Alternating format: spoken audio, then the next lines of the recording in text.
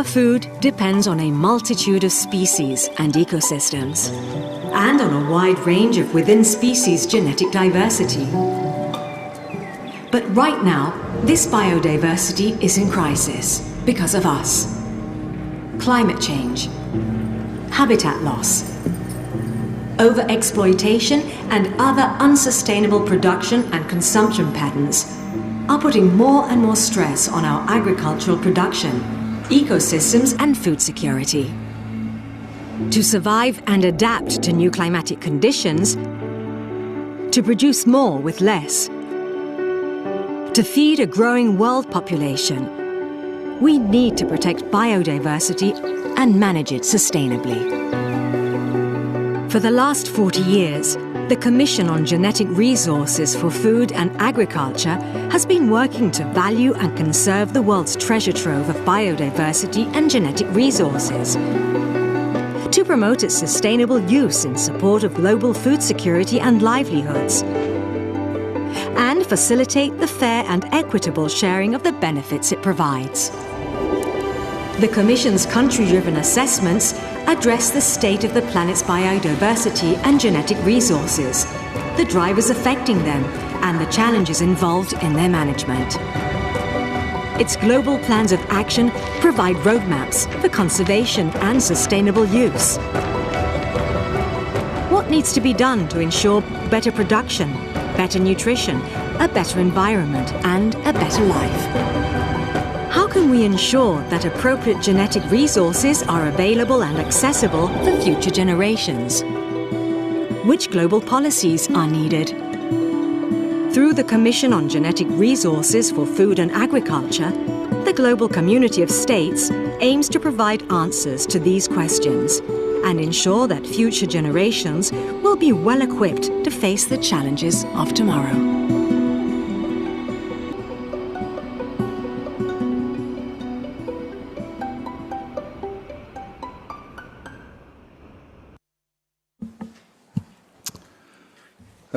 Good morning, Excellencies, dear delegates, dear colleagues. A very, very good morning to you, and welcome to this a special event of the Commission on Genetic Resources for Food and Agriculture, a special event on connecting the dots between biodiversity, food and agriculture towards biodiversity-friendly agri-food systems.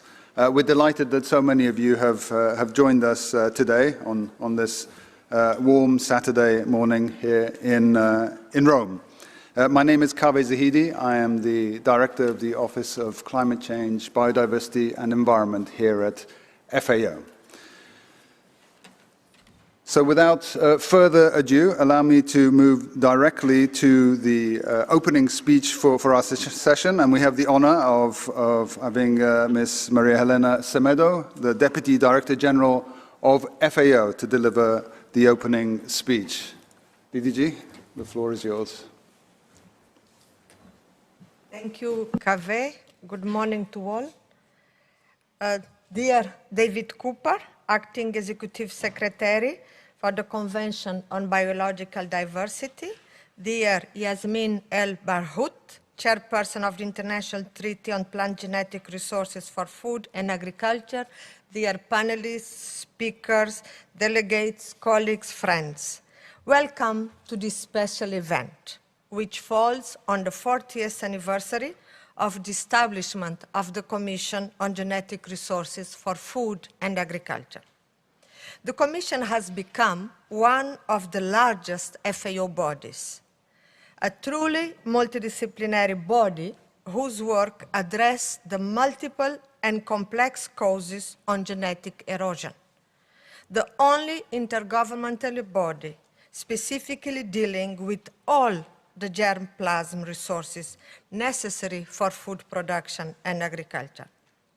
The Commission has also become the undisputed curator of a unique body of knowledge, including comprehensive global assessment of the state of the world's genetic resources for food and agriculture. 2 new draft reports will be presented at the next session next week. The Commission State of the World reports lay the foundation for its work and more specifically, they inform the Commission global plans of action, the go-to references for conservation and sustainable use of animal, microbial, and plant germplasm relevant to food and agriculture. Ladies and gentlemen, dear delegates, the conservation and sustainable use of genetic resources for food and agriculture has never been more relevant for planetary health, human well-being, and global food security. The FAO Framework for Action on Biodiversity for Food and Agriculture and the landmark Kunming-Montreal Global Biodiversity Framework adopted in 2022 set out an ambitious vision for tackling today's biodiversity crisis. We now need action to turn this vision into reality. It's very good to have a beautiful framework, but how we are going to implement, I think, is the challenge ahead of us. An effective action requires coordination and synergies between sectors, between environment and agriculture, and between the global instruments and tools that make up the policy landscape for the sustainable management of biodiversity. The food and agriculture sectors has a vital role to play in ensuring that the two frameworks are implemented and implemented successfully. The biodiversity and sustainable agri-food system are inextricably linked. There is no nutritious food without biodiversity. To feed a growing population, we cannot continue to lose our biodiversity. Even the biodiversity that does not end up on our plates, be it pollinators, pollinating our crops or soil organisms that maintain soil health and fertility, is crucial for our agri-food system. The Framework for Action on Biodiversity for Food and Agriculture highlights the need to pay more attention to neglected components of biodiversity and the need for a more integrated approach to biodiversity management. The last 40 years has seen huge scientific and technological advances in the fields relevant to the management of biodiversity, for example, molecular biology. These advances are opportunities for innovation. It is the Commission task to identify such opportunities and to provide advice and recommendation to FAO governing bodies and also to the countries. I assure you that FAO remains committed to supporting members to mainstream biodiversity across all agri-food sectors. Ladies and gentlemen, today biodiversity for food and agriculture is far more prominent on the international agenda. In June 2023, the Director General of FAO attended the G20 Agriculture Ministers meeting in Hyderabad, India, which recognized that sustainable, diversified, and resilient agri-food systems offer significant opportunities to address climate change and biodiversity, and forest loss while providing long-term solutions that can help tackle hunger and malnutrition. We need, ladies and gentlemen, to work together to strengthen the conservation and sustainable use of biodiversity for food and agriculture. And it was shown in the video to have a better world for the next generation, but also for better production, better nutrition, better environment, and a better life for all, leaving no one behind. Wish you successful events and successful discussion throughout the week. Thank you.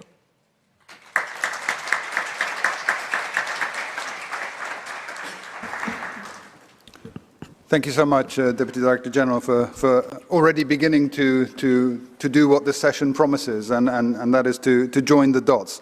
Not only joining the dots between biodiversity and food, which, as you mentioned, are inextricably linked, but also joining the dots in terms of the many instruments and tools and platforms that we have in existence that will play such an important part as accelerators and implementers of the global biodiversity framework. Thank you again, DDG. Now we'll move into our first panel session, and that panel session we have the honor of being joined by Mr. David Cooper. David Cooper is the Acting Executive Secretary of the Secretariat of the Convention on Biological Diversity, probably known to all of you and all of us. David, prior to that appointment, served as Deputy Executive Secretary of the CBD and in numerous other roles, but he is not at all a stranger to us because he also has worked at FAO on genetic resources and seeds, and so it's lovely to welcome you back home, David. Please, with that, I give you the floor.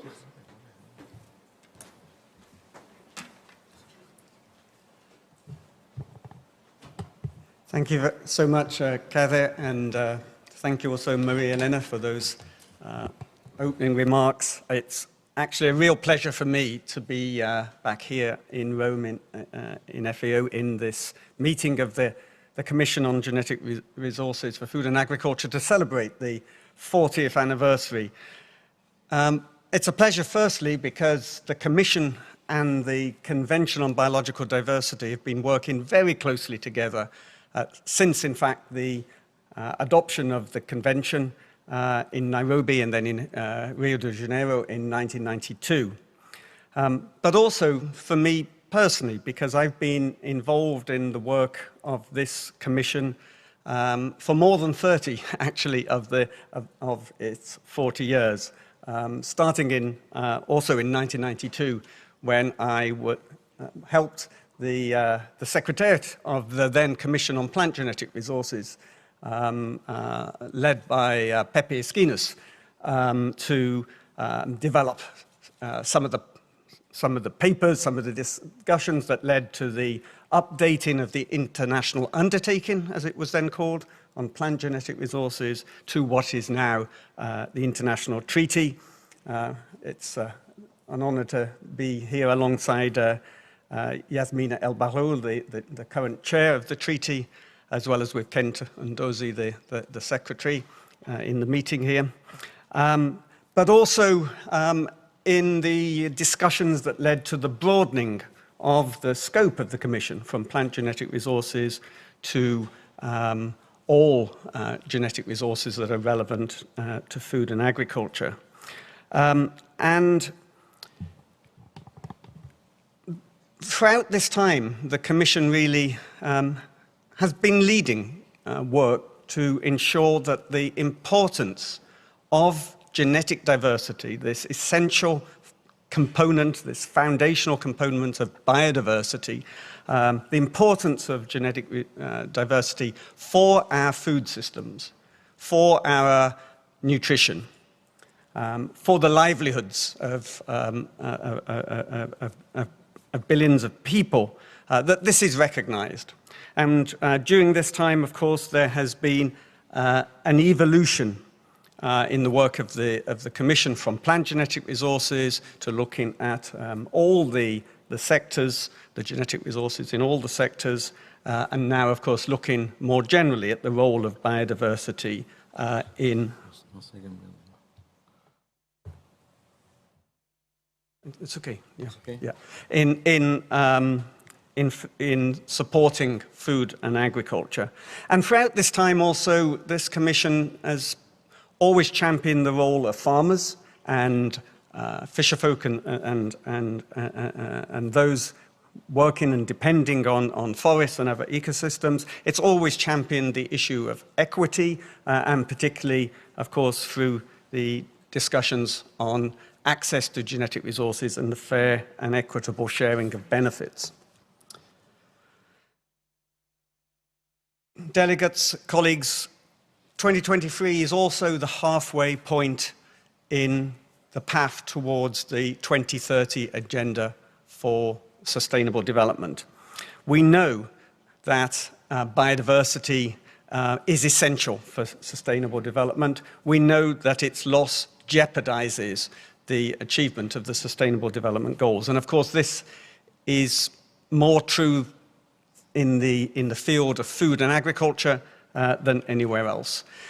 And it was because of this recognition of the importance of biodiversity, concern that the loss of biodiversity, together with climate change and other global challenges, essentially poses an existential threat to our societies, to our life on this planet, that governments, through the Convention on Biological Diversity, negotiated and finally adopted in Montreal last December, as Marie-Hélène mentioned, the Kunming-Montreal Global Biodiversity Framework.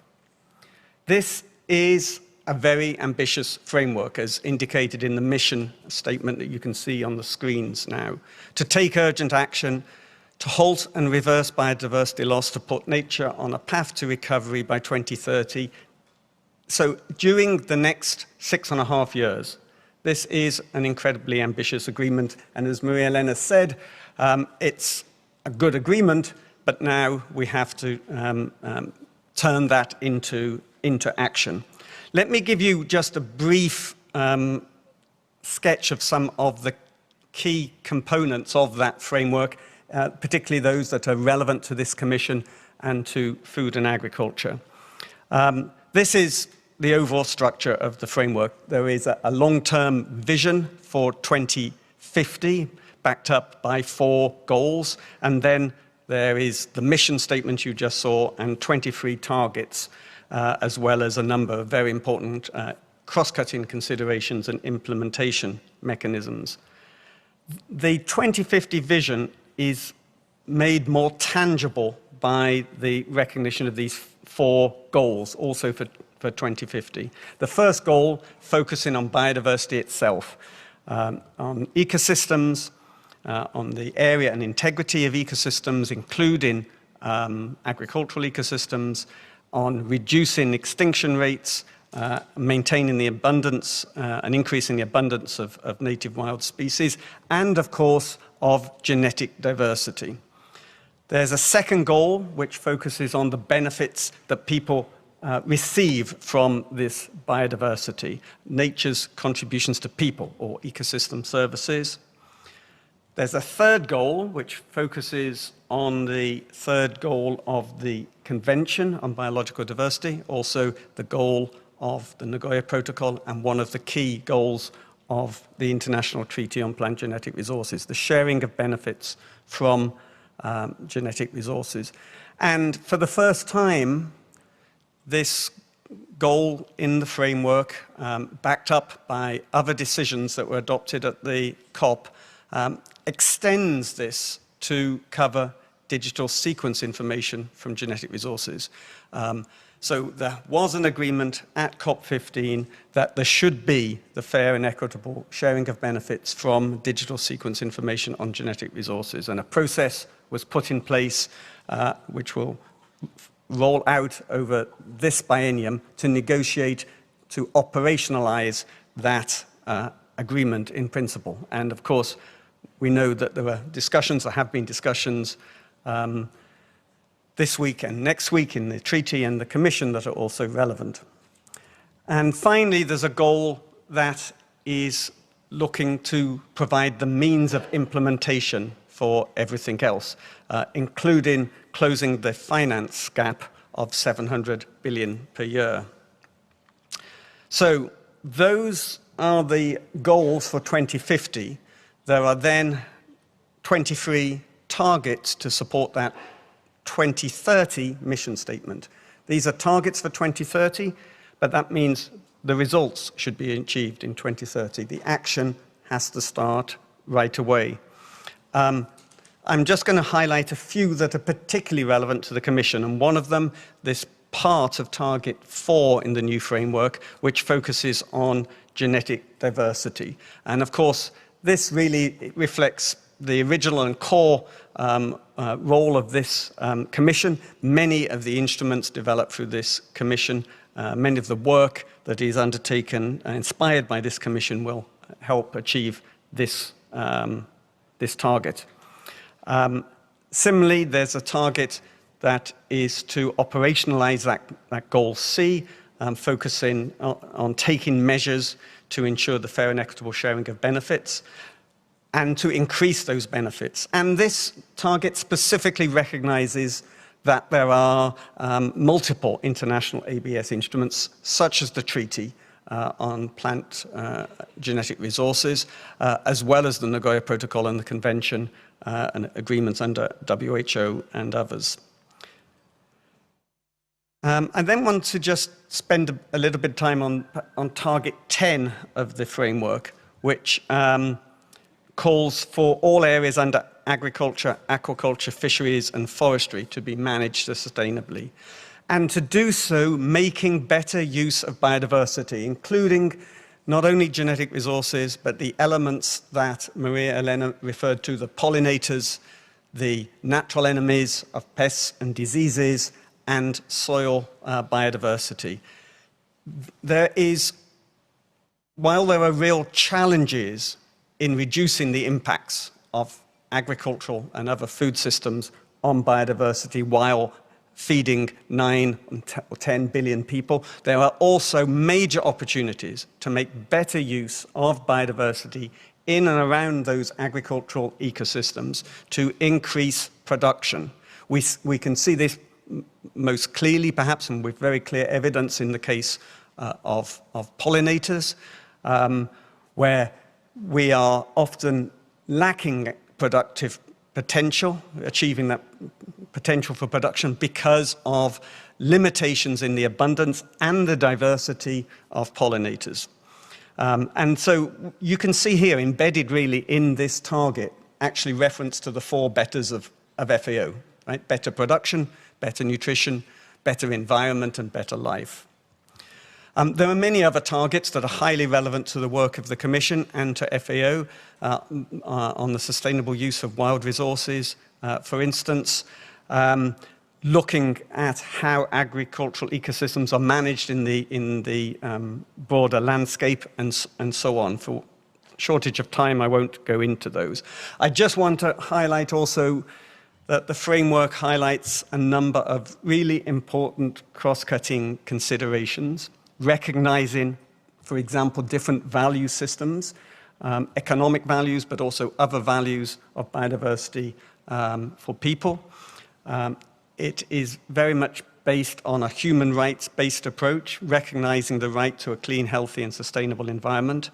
It recognizes the One Health approach, and indeed many of the targets will interface with many aspects of health: nutrition, reduction of the risk of zoonotic disease emergence, and many others.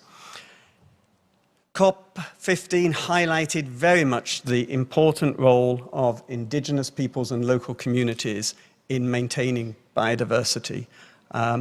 This, I think, with the strongest and broadest recognition now that we've seen of this, backed up, of course, by very strong evidence. And an important aspect of the framework is to recognize the rights of indigenous peoples and local communities. Gender equality is also another essential element, as is intergenerational equity. What has to happen now is that this global framework is now being translated in each country to national targets through national biodiversity strategies and action plans. There is a major opportunity for synergies with the work of FAO, with the work of this Commission as this goes forward. Many of the elements that have been developed by this Commission and other parts of FAO are going to be incredibly important in this, including, as has been mentioned, the implementation of the framework for action on biodiversity for food and agriculture that this Commission developed recently, and developed very much in light of the development of the Kunming-Montreal framework.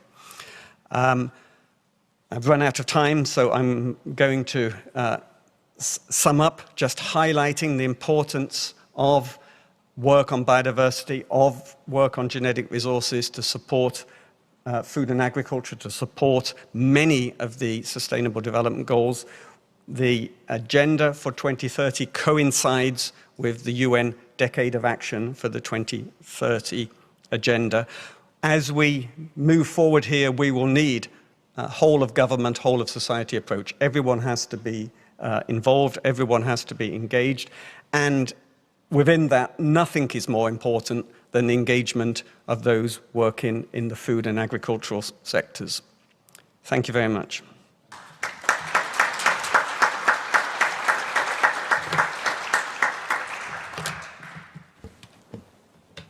Thank you so much, David, for bringing the global biodiversity framework into the room, into our conversation. Of course, it is already ever present, and as you mentioned, in this room, we have many of the allies for the successful implementation of the global biodiversity framework in the targets that you mentioned, 4, 10, 13, dealing with genetic diversity, dealing with access and benefit sharing, dealing with sustainable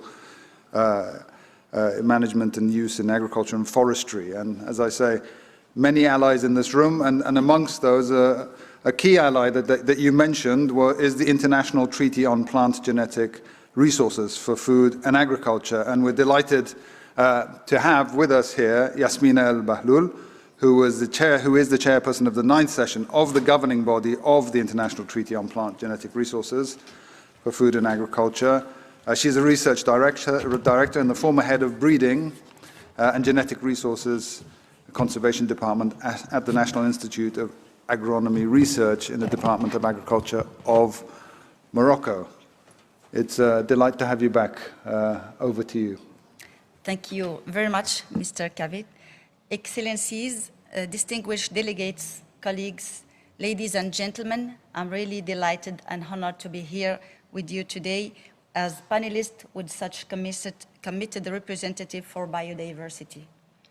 I would like to start by thanking the chairperson and the Commission for inviting me to participate to this historic event to celebrate the 14th anniversary of the Commission. Since its establishment, the Commission has made a lot of progress, and I congratulate its members for the remarkable achievements it has attained over these years. As you are aware, the Commission provided a platform for the negotiation of the international treaty, and the relationship between the two institutions has been long-standing and enduring. Both the Commission and the Plant Treaty play a critical role in a world now faced with many challenges, ranging from food insecurity, climate change, biodiversity loss, species extension, and other threats. The Commission and the treaty's governing body have continued to emphasize the necessity of strengthening this relationship. In the context of the coming Montreal Global Biodiversity Framework, it offers a great opportunity to increase awareness about the importance of agrobiodiversity and to close linkages between nature and agriculture and between the planet and people. The linkages between food security and biodiversity are recognized in the framework. More than half of its 23 targets are directly related to agri-food systems, which encompass the full food and non-food range of agricultural products from production to consumption. FAO, through the work of the Commission, the International Treaty and other units, has led policy development and critical interventions in biodiversity for food and agriculture sector. The Global Biodiversity Framework offers new opportunities to further enhance how we respond to the needs of the countries. The framework has been negotiated, noting the main objective of the Convention on Biological Diversity, conservation and sustainable use, which are also in the text of the international treaty. The goals and most of targets are connected to the work of the Commission and the treaty. For example, and as reported by Mr. David Cooper, Target 4 relating to biodiversity conservation and Target 13 on access and benefit sharing and other legal and practical measures. In connecting with Target 13 of the Global Biodiversity Framework, the international treaty is currently the most advanced and operational access and benefit sharing legally binding instrument. It has created a global gene pool of plant genetic resources and has facilitated the exchange of more than 6.4 million samples in the last 16 years.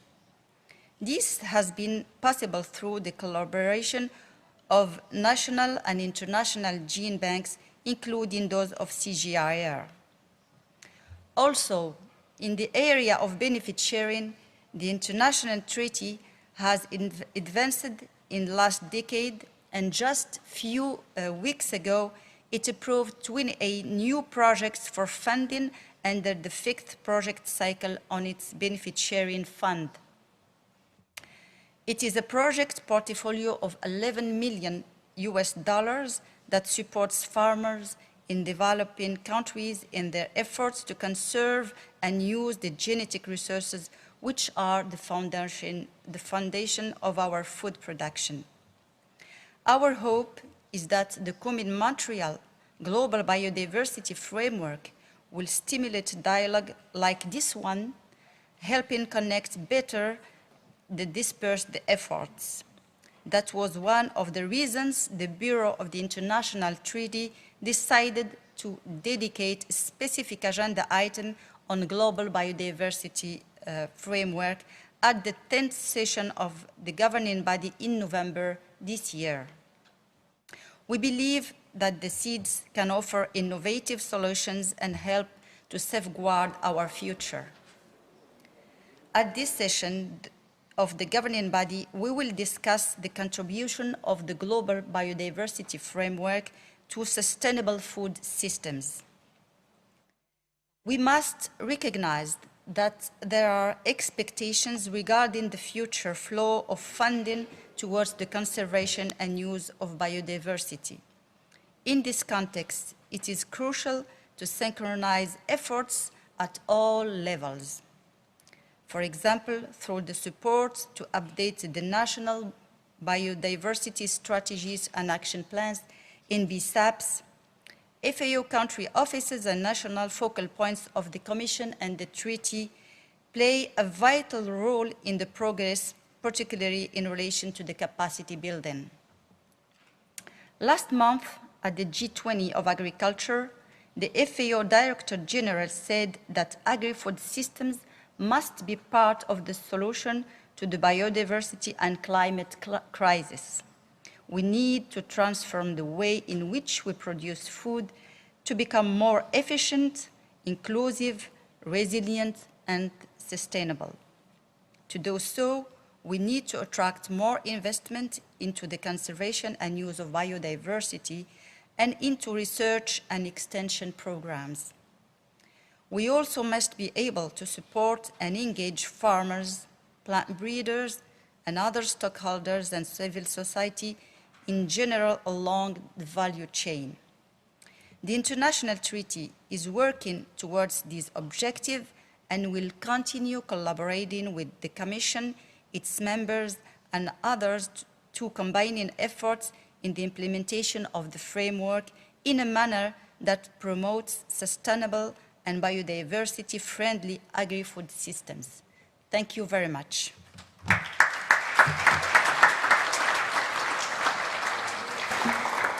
Thank you so much, Dr. Yasmina. You bring into the conversation some critical elements. In fact, the whole reasoning behind, in a way, this session is exactly as you said, to connect the dispersed efforts for many reasons, including to scale up action to support the farmers and including on the financial gap that exists, the investments that are needed to bring it all to life. So thank you very much. Our next presentation is a sort of a double or a dual presentation. We have Mr. Nyamongo and Mr. Weibo, who co-chaired the Commission's negotiations of the Framework for Action on Biodiversity for Food and Agriculture. You saw David Cooper waving that around just earlier. Desterio Nyamongo is Senior Principal Research Officer and Director at the Genetic Resources Research Institute, one of the 17 institutes of the Kenya Agriculture and Livestock Research Organization, and also, of course, a national focal point for the Commission. And Jens Weibo is a Senior Officer at the Swedish Board of Agriculture. He's worked in many other areas, also a Senior Research Officer at the Swedish University of Agricultural Sciences, and since, I think, 2001, he served as the national focal point for plant genetic resources. So, gentlemen, the floor is yours. Thank you very much.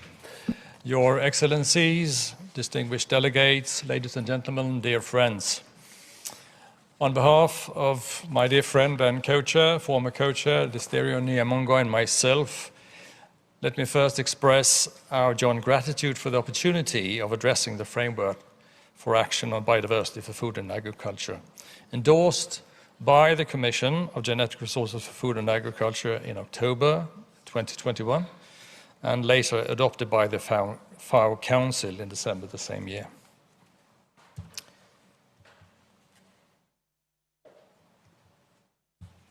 Okay, see, next slide.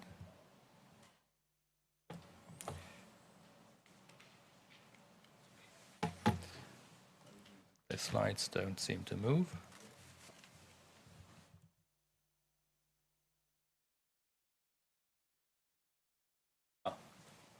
Thank you very much.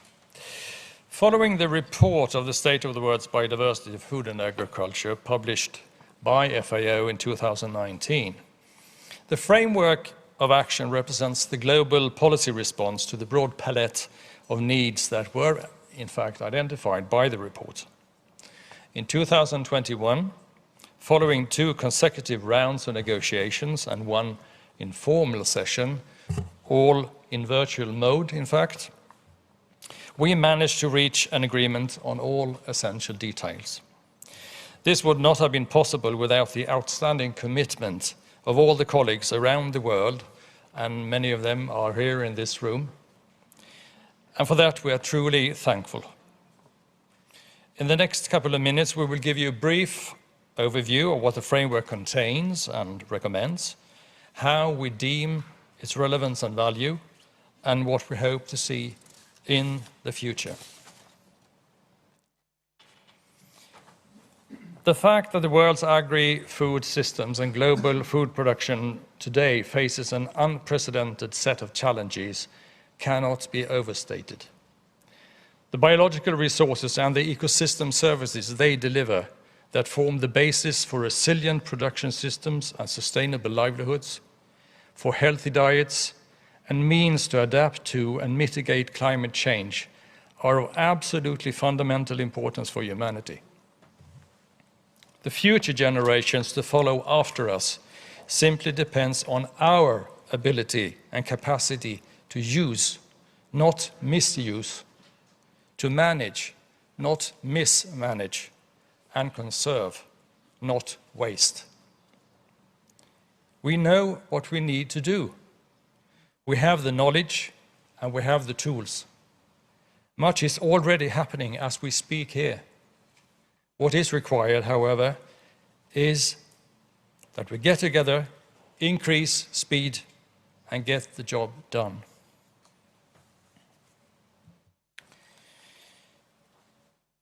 Among the many conclusions drawn from the State of the World report, we just want to highlight a few. That many key components of biodiversity are in decline. The knowledge of associated biodiversity, in particular microorganisms and invertebrates, needs to be improved. That conservation of associated biodiversity have not been considered for ex situ conservation. That monitoring programs, they remain limited. That a range of drivers of change have major negative impacts, but there are also that provide opportunities. and enabling frameworks for sustainable use and conservation remain insufficient. Very briefly, the framework aims at setting the basis for a coherent and consistent implementation of the Commission's sectoral global plans of action and for the sustainable use and conservation of biodiversity for food and agriculture, at promoting a transition towards more sustainable agri-food systems, and at contributing to the achievement of the UN Sustainable Development Goals and the implementation of the recently adopted Kunming-Montreal Global Biodiversity Framework. It also sets the conceptual basis for the development and adoption of relevant national policies, legislation, and programs. It aims at increasing national, regional, and international cross-sectoral cooperation, for instance, around sharing of information, transfer of technology, and enhancing institutional capacity, as well as providing guidance to FAO's work on the provision of support to countries at the request. The framework is structured around three so-called strategic priority areas, as you can see displayed on this slide. First, the characterization, assessment, and monitoring of biodiversity. Secondly, the management of biodiversity for food and agriculture. And lastly, institutional frameworks for biodiversity for food and agriculture.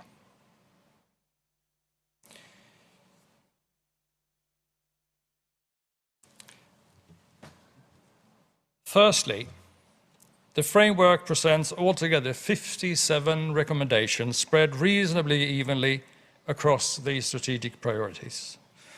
And to give you a flavor of how they are being expressed, here are just a few. To improve the assessment and as appropriate monitoring of drivers of change and their effects on biodiversity for food and agriculture. Develop and implement strategies to ensure soil health and soil fertility.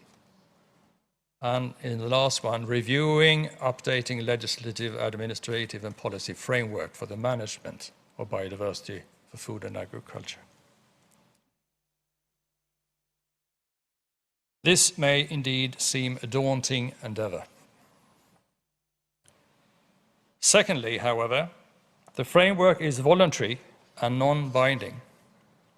It is not intended to replace, duplicate, or change the Commission's existing sectoral global plans of action for genetic resources for food and agriculture, or any other international agreements, but, and I quote, to strengthen their harmonious implementation, unquote. The framework should be seen as a working document that needs to be reviewed, revised, and updated as and when required. Thirdly, the clock is ticking as concluded by the IPBES Global Assessment Report and the State of the World's Biodiversity for Food and Agriculture, both of them published 4 years ago. Needless to say, however, is that, as we have stated, the Commission's endorsement of the framework and the subsequent adoption by the Council represent a strong signal that the global community is fully committed to what is needed. And lastly, also having the Kunming-Montreal Global Biodiversity Framework in place, we are of the view that with these two supportive instruments, including the sectoral global plans of actions and the international treaty as mentioned by David Cooper, we are well set to make progress in the vital work of conserving and sustainably using our biodiversity for food and agriculture, including the ecosystem services they provide. The Kunming-Montreal Global Biodiversity Framework and the Framework for Action on Biodiversity for Food and Agriculture on all fronts have similar ambition, ensuring sustainability and living in harmony with nature. Joint implementation of these two instruments is bound to enhance synergy and avoid duplication of efforts. It's imperative that we make use of both the Framework for Action on Biodiversity for Food and Agriculture and the Global Biodiversity Framework as we review or develop our national biodiversity strategies and action plans. More than ever before, there is need for cross-sectoral engagement and collaboration if we are to realize the envisaged targets and results. It is our sincere expectation that planned reviews of the Framework for Action and updates of the State of the World's Biodiversity for Food and Agriculture will yield positive results. And as a final word, please let us express our sincere gratitude and appreciation to the staff of the Secretariat, without whose tremendous efforts and diligence we would not be standing here today. Thank you very much.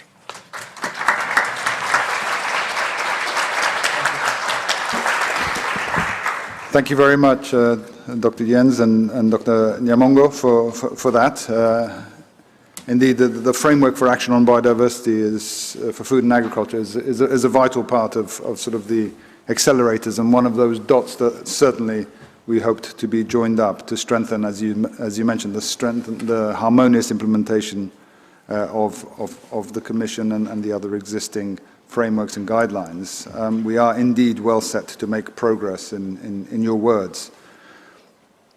And progress we hope to make also through FAO more broadly, right? And here we move to our next presenter, who is my dear colleague, Ms. Julie Bélanger, who is a Natural Resources Officer with FAO in the Biodiversity Mainstreaming Unit in the Office of Climate Change, Biodiversity and Environment, with a long and distinguished history, who, through her career, through her personal career choices, seems to be joining the dots as well, because of her work, not just at FAO, but of course the Commission as well. Julie, you have the floor. Thank you very much, and good morning, Excellencies, delegates, dear colleagues.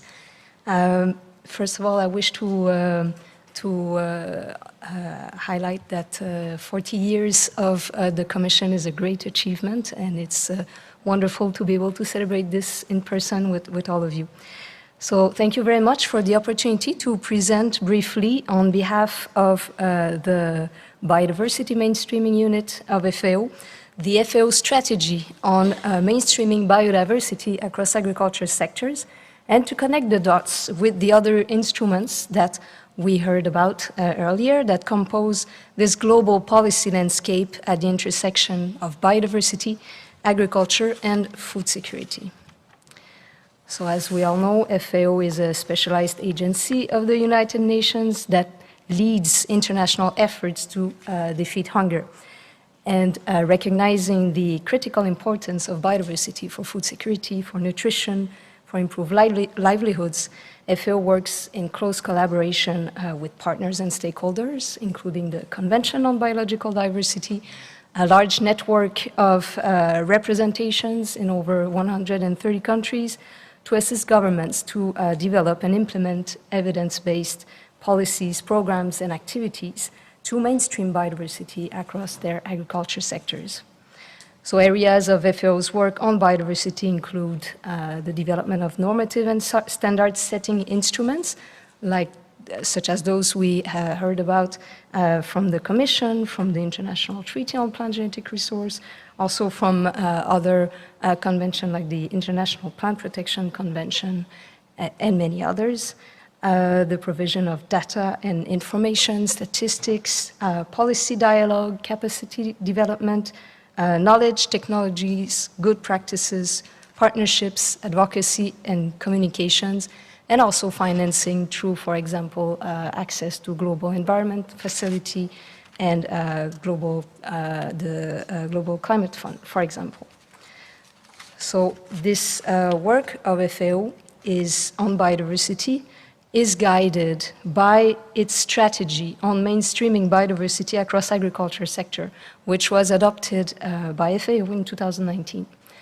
So in few words, mainstreaming biodiversity is defined as the process of integrating biodiversity into policies, strategies, and practices of key public and private actors that impact or rely on biodiversity so that it is conserved and sustainably used both locally and globally. So for FAO, the purpose and the intention of mainstreaming biodiversity is to ensure that biodiversity is conserved and used sustainably in the agri-food sectors. So by agri-food sectors, we understand, of course, crop, livestock production, forestry, fisheries, and agriculture, and that is the scope of the strategy, the work of FAO in these sectors. And the aim of the strategy is to mainstream biodiversity across agriculture sectors at national, regional, and international level in a structured and coherent manner, taking into account national priorities, needs, regulations, and country programming frameworks. The expected result is to reduce the negative impact of agriculture practices on biodiversity, to promote the sustainable agriculture practices, and to conserve, enhance, preserve, and restore biodiversity as a whole. So there are 4 outcomes of the strategy that guide FAO's work. So support is provided to members at their request, that biodiversity is mainstream in FAO's policies, programs, and activity.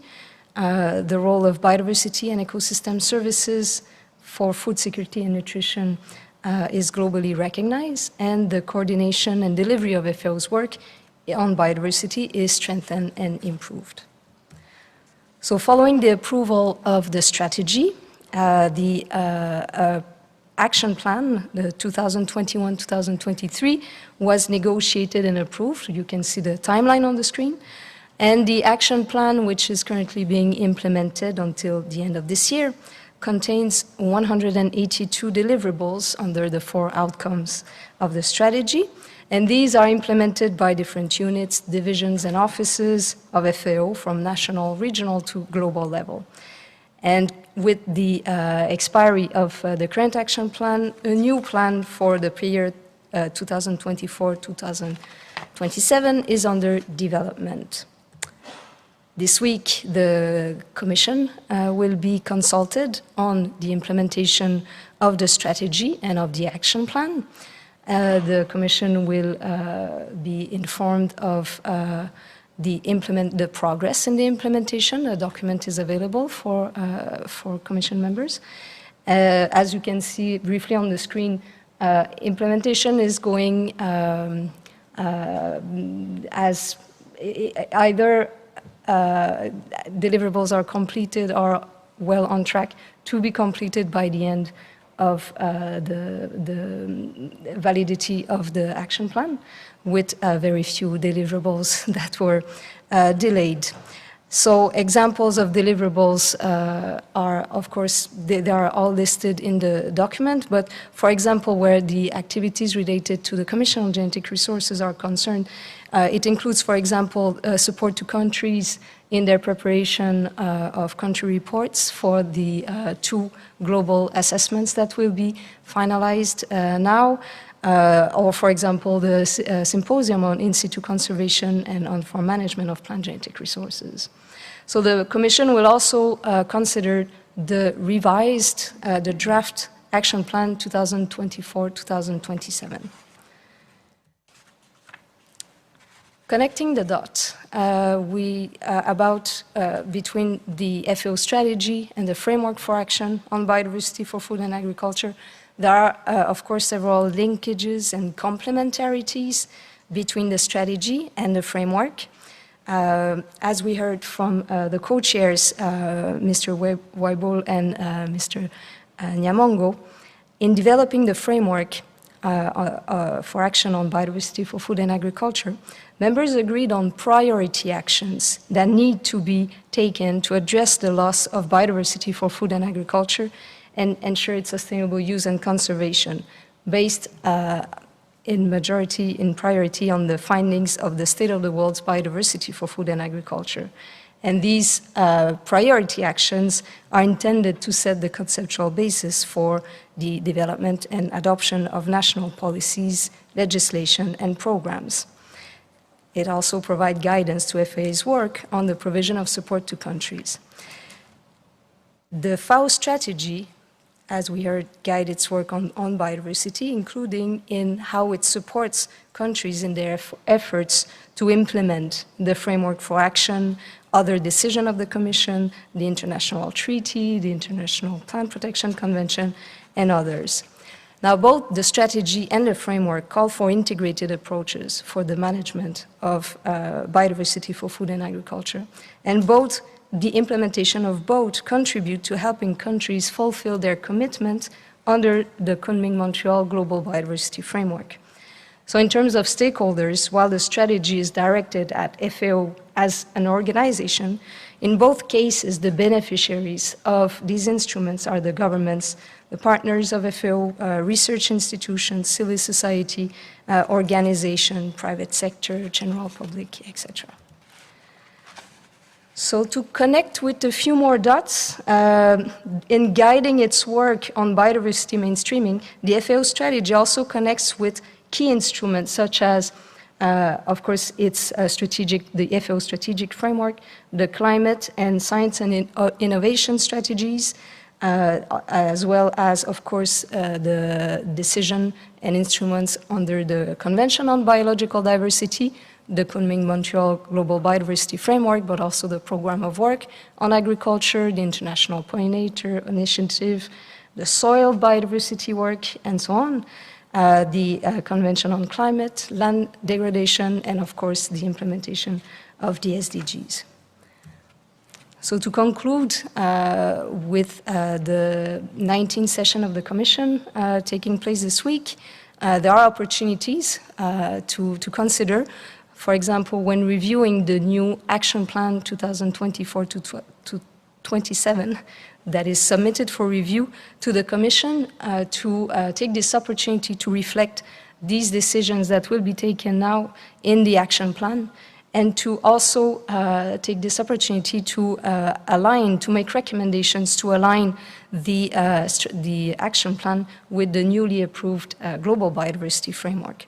And of course, the strategy will also provide opportunities to support the implementation at national level of CGRFA decisions and instruments, for example, the Framework for Action, through projects, investments, and programs. So thank you very much, and congratulations again to the CGRFA for its 40th anniversary. Thank you.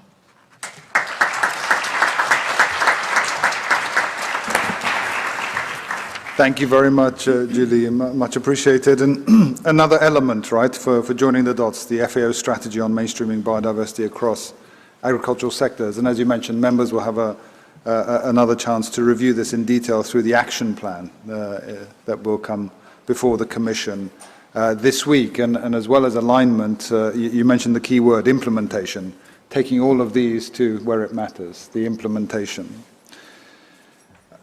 If we're going to join the dots, we must also join the dots between the sectors, and the private sector is going to be a key part of that. So the next speaker is Niels Luas, who's the Managing Director of Plantum. Niels has previously worked as Senior Scientist, Biopolicies at the Wageningen University in the Kingdom of the Netherlands, and earlier on in his career worked in seed programs in a number of countries, including Sri Lanka and Uganda. So, Niels, we look forward to hearing from you on a private sector perspective. This one, or this one, right? Okay, thank you, Mr. Chair. Excellencies, distinguished guests, ladies and gentlemen, and also friends. I'm honored and happy to be here some 30 years after I first arrived here in FAO for short visits when I was working on seed systems from my home country. And some almost 20 years ago when I was, for 6 months, I was privileged to work here in the Commission with Pepe and Clive and with Alvaro and Kent in the back there and quite some others. I want to recognize them. So similar to David, I have also some personal reasons to be happy to be here. I currently lead the Seed Association in the Netherlands, a very, I would call it but at least diverse sector with close to 300 members, 300 companies in the Netherlands dealing with breeding, seeds, and young plants. And yes, I'm sorry, I will speak mainly on behalf, well, from my plant background. Anyway, I hope you're ready for yet another speech in this session. 40-year celebration is the moment to look ahead, but please allow me to look back a little as well. From what I got from history, it's easy to conclude that the establishment of the Commission 40 years ago was timely, it was a big thing and energetic. It was not just a conversation about conservation, but action-oriented for coping with the challenges already at that time for the future of agriculture and food. It closely connected, I hear from various sources, during the first years to discussions between civil society, private sector and governments organized by Keystone. And the safe space that was provided invited stakeholders out of their natural trenches and catered for vision, cooperation and action. The international undertaking of plant genetic resources, David already referred to it, had only a limited scope because it was plant and a limited membership in terms of countries. But it rightfully expanded to cover the world and the various species relevant for agriculture in the widest sense. For plant breeders, it's not only plant genetic resources that are relevant, but also pollinators and pathogens and the soil microbiome. They are all very closely connected. So connecting the dots and bridging interests, attitudes and goals remains essential today. Plant genetic resources are important for breeding, no doubt about that. And from our perspective, wide diversity in means wide diversity out. In Europe, plant breeding increases genetic diversity of crops in farmers' fields. Modern breeding techniques allow the use of a wider genetic background and to produce more diversity. Breeding is thus a process from genetic resources to genetic resources that can be used again by other breeders through the breeder's exemption on plant variety rights, and it will transfer to other breeders and to more and more farmers. The private sectors are a very important partner in this effort. By using genetic resources in breeding, plant breeding dynamically conserves these genetic resources and at the same time creates new genetic diversity. So access to genetic resources is vital for increasing diversity in farmers' field and increasing choice for consumers in the end of the chain. I think I have to move this one. If you want to redo it quickly because I'm late, the next slide is already on. It's stating the obvious that conservation is essential. I don't have to say that here. And when it comes to the form of conservation, all are important, but ex situ has the big advantage for users that the more information is available, the more targeted their use can be in any type of breeding, from working at the molecular level to the participatory level. There are even concerns about the impact of radical climate change on on-farm and ex situ strategies. To illustrate the importance that breeders give to conservation, in my country, the Netherlands, breeders in the private sector contribute substantially to the public good work of the Center for Genetic Resources, the Gene Bank in the Netherlands. And there are many other examples worldwide. Benefit sharing. That objective was included in the international undertaking in 1989, if I'm not mistaken. The rights-based concept replaced the initial open source idea formulated as heritage of mankind. Actually, open source is quite a modern word these days. But okay, it has changed. In terms of plant breeding, a significant direct benefit for farmers is the varieties that are produced from the genetic resources that respond to changing ecological demographic conditions. As for the ABS system, breeders are indebted to the Commission, and that was said before, for its central role in the development of the treaty and its MLS system for access and benefit sharing. It is impossible for small users, for small breeders, to negotiate access in other countries. It is important for all breeders to have access under predictable, reasonable and workable conditions, and not to lose valuable time and resources in negotiations. Breeding itself is already a slow process. And indeed, the logic should be followed that benefit sharing contributes to the objectives of conservation and promoting use. So, in my view, my personal view, multilateral systems, when designed well, create a level playing field among large, small, and public users, and this contributes importantly to the diversity of, in my case, plant breeders. The celebration of 40 years should celebrate the achievements of the past, but is an auspicious moment for looking at the future. Some things will be the same. The objectives will continue to be valid for a long time to come. The use of genetic resources is one of the keys to sustainable agriculture and food.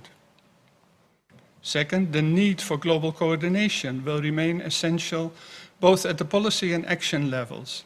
Julie illustrated already the many organizations in this house alone that connect to the issues of the Commission. And that coordination among countries is very essential because countries are interdependent. Nobody can resolve the problems by themselves. But things change also. Food systems will continue to change. Okay, I'm talking from Europe. Vegan alternatives for meat and milk, insect-based proteins, and food components produced by algae. These developments are there and will come. Who knows? And also food cultures change. They change all the time. Tomato, such a basic ingredient here in Italian cuisine, arrived here only a few centuries ago. So thinking about the genetic resources that we will need in the future remains essential. And so is our task to make operational processes maximally predictable, reasonable and workable in order to allow for a wide range of stakeholders to contribute to the objectives. This is true for plants, for their pathogens, for pollinators, and I'm sure to all other genetic resources. And this applies to the physical genetic resources, to DSI, and to any other future discussion that will for sure come up in the future. Actually, my personal call as a scientist is that I hope that a clear definition on DSI will be reached soon. These discussions should be resolved in a manner that will not put the daily work of innovators, such as plant breeders, at risk, nor, in our case, the treaty. When looking ahead, the Commission will continue to have a very important role towards the FAO conference. And I'm so happy to know that FAO put seeds and seed systems high on its agenda, following its 2021 conference on seeds, and declares seeds as an essential component of sustainable plant production in its conference of last November. Connecting genetic resources to these FAO actions, the Commission has a very important contribution to sustainable food and agriculture and the related SDGs. So I congratulate you all for this 40th anniversary and for the contributions that you all have made over the last decades. The Commission is a unique platform to link the wider conversation about conservation with use, with the imminent challenges in the field of agriculture and food. It's about genetic resource part of biodiversity. So I wish us all, let's say that, the vision, the wisdom, and the perseverance to continue to pursue the conservation of all types of genetic resources that are relevant for food and agriculture, and their sustainable use for the benefit of future generations. Thank you.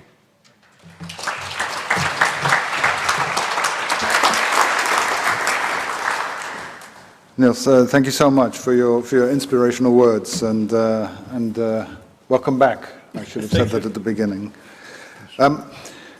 We'll move now to our final speaker in this first sort of segment of our conversation, and we have Nomita Ignacio, who's going to be talking about community-based conservation, development, and sustainable use of biodiversity for food and agriculture. And Nomita is the Executive Director of the Southeast Asia Regional Initiatives for Community Empowerment. And before joining CRICE, as it's called, she worked in various roles for the International Institute of Rural Reconstruction in the Philippines. Nomita, we really look forward to hearing from you, especially sort of where Niels left off. You know, we have the strategies and frameworks that at some stage come into the implementation phase, right? It's policies into action, and of course, it's at the community level that occurs. So with that, the floor is yours. Yes, thank you. Thank you very much. Good morning, everyone. First, let me congratulate the Commission on Genetic Resources for Food and Agriculture for its 40th anniversary. I am honored to be part of this celebration. And so I would like to begin by just briefly introducing CRICE, my organization. The Southeast Asia Regional Initiatives for Community Empowerment is a non-government organization based in the Philippines. CRICE, for more than 45 years now, have been partnering with smallholder farmers in at least 5 countries in Southeast Asia. At one point, we were operating in 10 countries through government, civil society organizations, and schools to implement agroecology with special emphasis on the conservation of agricultural biodiversity and smallholder farmer participation in plant breeding and in implementing farmers' rights. Farmers are at the center of biodiversity conservation and sustainable food systems. Agricultural biodiversity is the backbone of food production worldwide, and it is the smallholder men and women farmers across the world who have historically been the stewards of agricultural biodiversity since the dawn of agriculture. CRICE believes that the empowerment of smallholders is the key for sustaining agricultural biodiversity for present and future generations. The farmers' food systems, being based on specific needs of farming households and directly linked with their culture and tradition, contribute significantly to the conservation of biodiversity.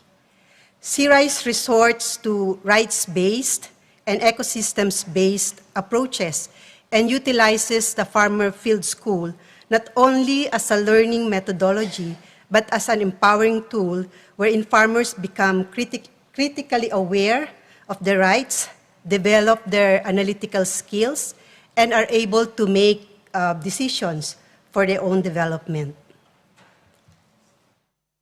Linked to the Farmer Field School are our community seed banks that serve as backup storage for traditional varieties in the communities and farmer-developed varieties. Small farmers combine their traditional knowledge and lessons from the FFS and material from the community seed banks to regularly experiment with seeds and using them as parent materials for their crop breeding activities to produce their preferred varieties.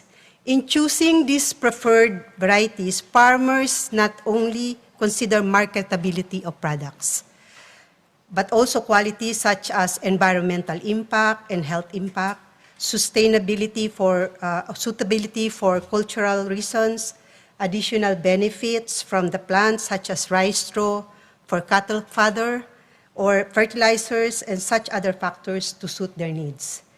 These efforts have led to the recognition of farmer breeders and farmers' varieties that are adaptable to local conditions, varieties that can best meet their needs, and varieties that are resilient to shifting climate changes and economic trends. Agricultural biodiversity is central to the sustainability of agriculture and food systems. The less biodiversity we have in our agriculture and food systems, the more we are vulnerable to environmental shocks, including climate change. However, prevailing policies, development paradigms, success stories, and development programs are catered towards a single goal. That is market and economic sustainability at the expense of the people's environment and health. There is a huge disconnect between our recognition of the importance of agricultural biodiversity and how we develop policies and implement programs that contribute to biodiversity loss, between how we profess our support to farmers and the way we exclude them in discussions and decision-making processes. Environmental degradation, the extinction of flora and fauna, the drive towards unsustainable means of extracting natural resources of the earth came about with the invisibility of farmers and the violation of farmers' rights. Given the important role of farmers in biodiversity conservation and development, and the adaptation pressure posed on them and our food supply by climate change, the cost to society of limiting farmers' ability to continuously conserve, develop, and use biodiversity would be devastating. Any food security programs and policies that focus only on sustaining market forces, increasing food production through anthropocentric and technocentric means, are not only counterproductive, but may even result to growth of inequality in rural areas and failure to address the root causes of food insecurity and poverty. The fulfillment of farmers' rights as an adjunct of their individual and collective human rights is necessary to eradicate poverty among farmers and allow them to continuously conserve and develop diversity. Farmers' rights and biodiversity conservation are so intimately intertwined and interrelated that one cannot exist without the other. Hence, food and agriculture policies should be grounded on realities and recognition of the interrelation between these two. Policymakers should always strive for balance that would ensure that biodiversity is conserved and farmers' rights are upheld. I hope that this discussion will contribute to ensuring that farmers' rights, not only to seeds as provided in Article 9 of the Plant Treaty, but all the rights as enshrined in the UN Declaration on the Rights of Peasants and Other People Working in Rural Areas, will be part of integrating the human rights-based approach, as mentioned already by David Cooper earlier. It is indicated in the Kunming-Montreal Global Biodiversity Framework, to the Convention on Biological Diversity, the International Treaty on Plant Genetic Resources for Food and Agriculture, and the Commission's discussions. There is an urgent need for transformative change in valuing biodiversity and recognizing the important nexus between and among biodiversity, healthy ecosystems, sustainable food systems, and farmers' rights, so that the needs of present and future generations can be sustained. So to conclude, I would just like to give some unsolicited recommendations. Policies need to veer away from market-based approaches to development. Small farmers should not be perceived as markets, but as partners in development. A rights-based approach was adopted in the Global Biodiversity Framework. We need to incorporate this rights-based approach in the conservation and sustainable use of agricultural biodiversity. especially those involving smallholder farmers. In consonance thereto, states have the obligation to respect, protect, and fulfill farmers' rights as listed in UNDROP, with particular attention to farmers' rights to seeds. Agrochemical corporations, food processing companies, and all other corporations engaged in food production should be guided by the United Nations Guiding Principles on Business and Human Rights. They should adopt and implement policies that implement farmers' rights, conduct due diligence activities that ensure the conservation and critical sustainability of agricultural biodiversity, and be held liable for biodiversity loss. These corporations should also be mandated to conduct concrete steps to stop agricultural biodiversity loss and implement farmers' rights. Once farmers' rights are implemented, it is not only the smallholder farmers who benefit. The whole of humanity benefits, since everyone's right to food and their right to healthy and sustainable environments are also fulfilled. Now, to end, I would just like to leave you this quote as a food for thought. Thank you very much for your attention.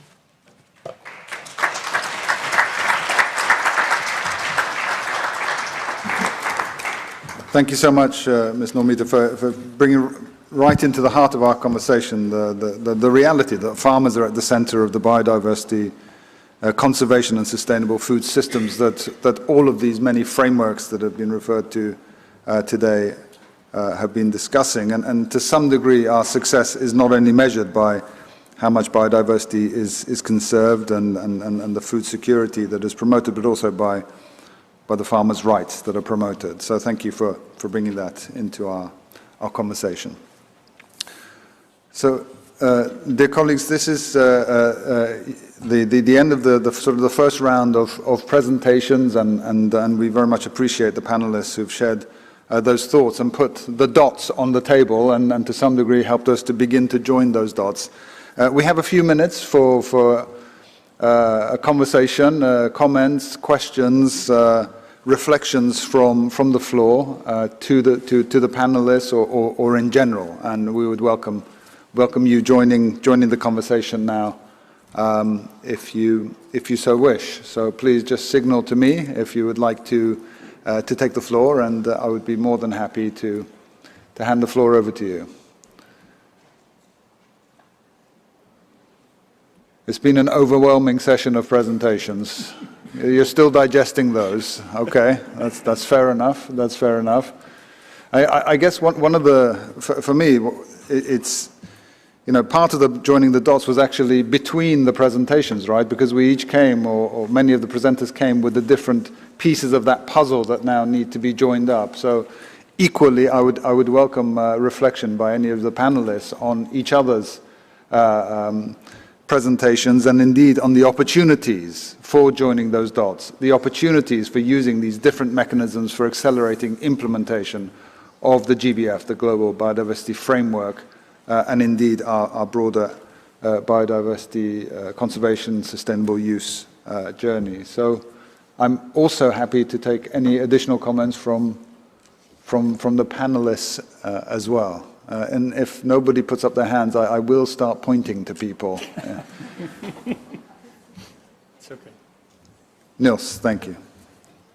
Yeah, not just to fill the gap, Mr. Chair.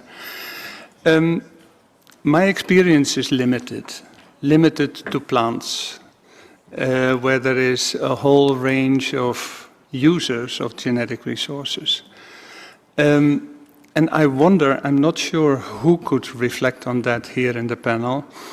Of course, other parts of the genetic resources important for agriculture, the situation is totally different. So for pollinators, there are very few bee breeders. For microorganisms, it's for food and agriculture. Let me not dwell into the pharmaceutical world, but for food and agriculture, the situation is totally different. So I suppose also the mechanisms to conserve, sustainably use, and create benefit sharing will be totally different. So I'm just wondering, this is a tremendous challenge for the Commission, because they are all very important. I wonder whether anyone is able to enlighten me, how you can deal with all that. Indeed, a complexity, and sure. happy to take anyone. I'm wondering whether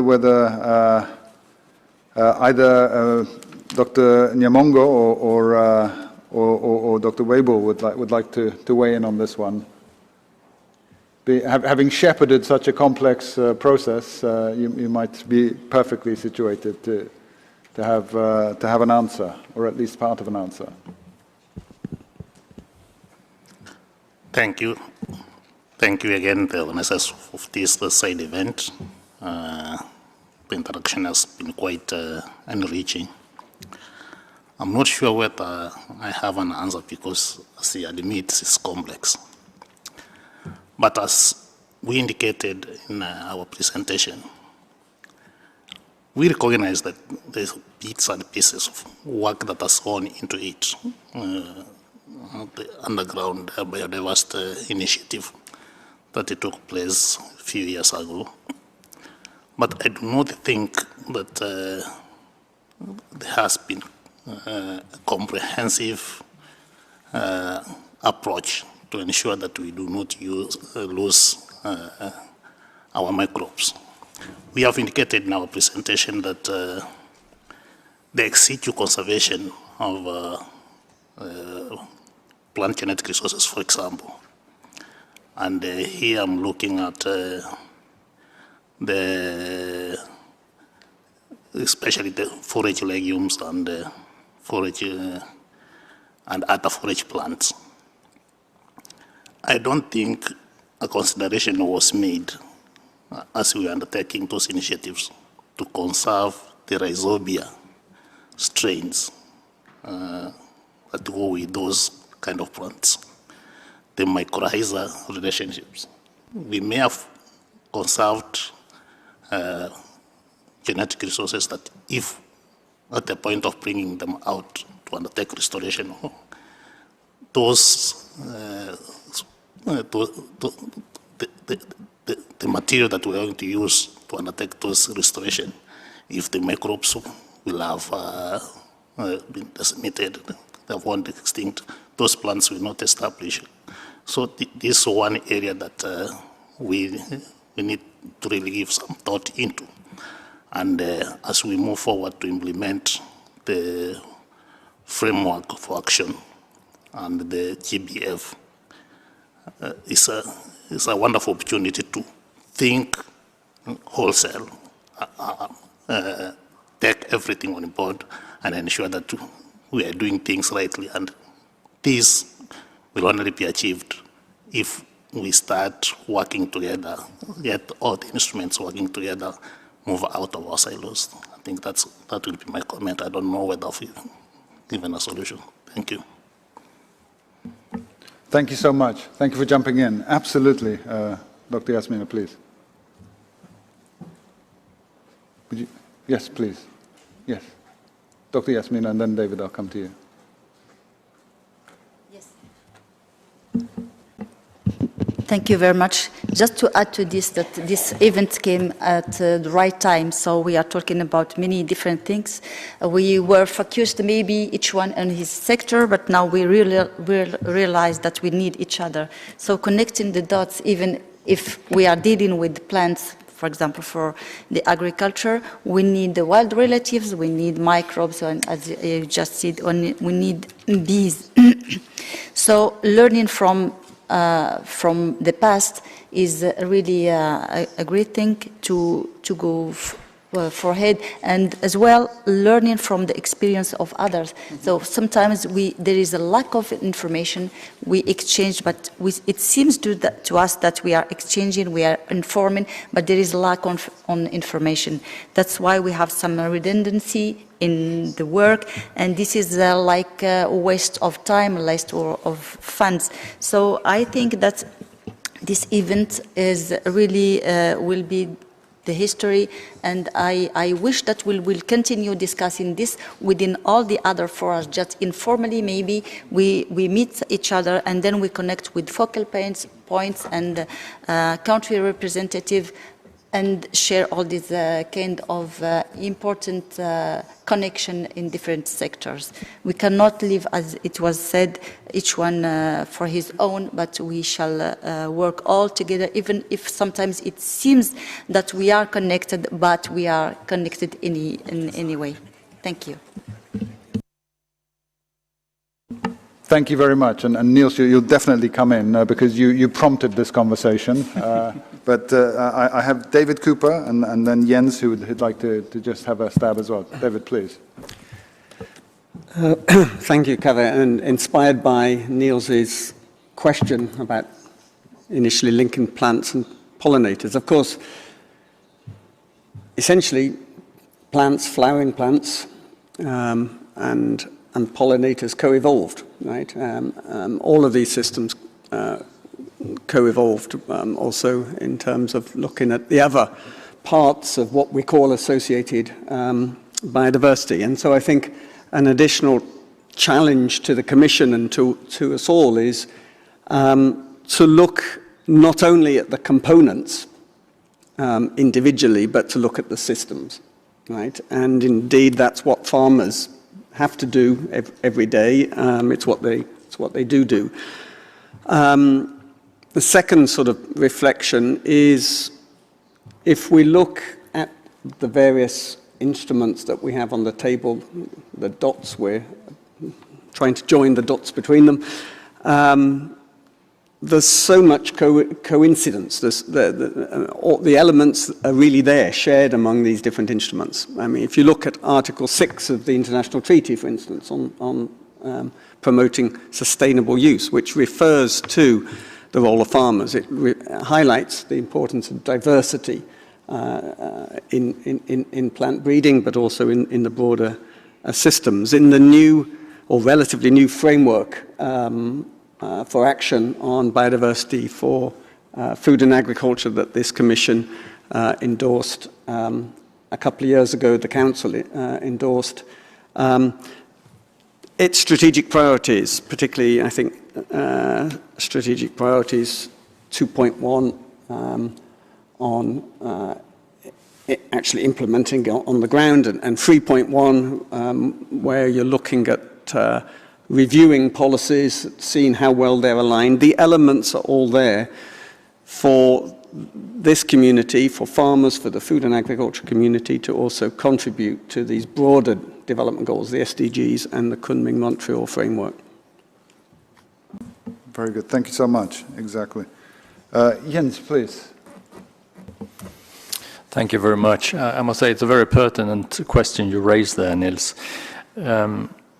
My personal view is that, I mean, the whole issue of associated biodiversity, microorganisms, invertebrates, is really, I think the Commission for many years have been, as we have a saying in Sweden, that if there's something you don't want to do, you're like a cat walking around a bowl of hot porridge.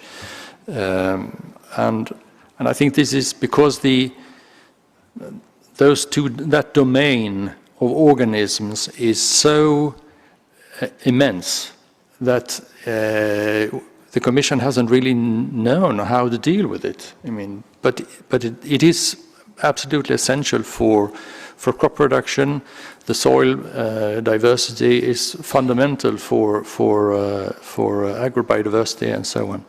So we need to deal with it, and I think, trained as an entomologist once upon a time, I'm quite happy that the Commission has brought up the work on these groups, as they play such an important role. And later this week, the Commission will address the issue of trying to join all those sort of pollinator initiatives that are going on out there, and also addressing the issue of how shall the Commission work on the matter in the years to come. And I think I'm really looking forward to that discussion here. Thank you. Thank you so much, Jens. Norway, please. Thank you, Chair, and thank you for opening the floor. And first of all, congratulations to the Commission on its 40th anniversary, and thanks to all the panelists for excellent presentations.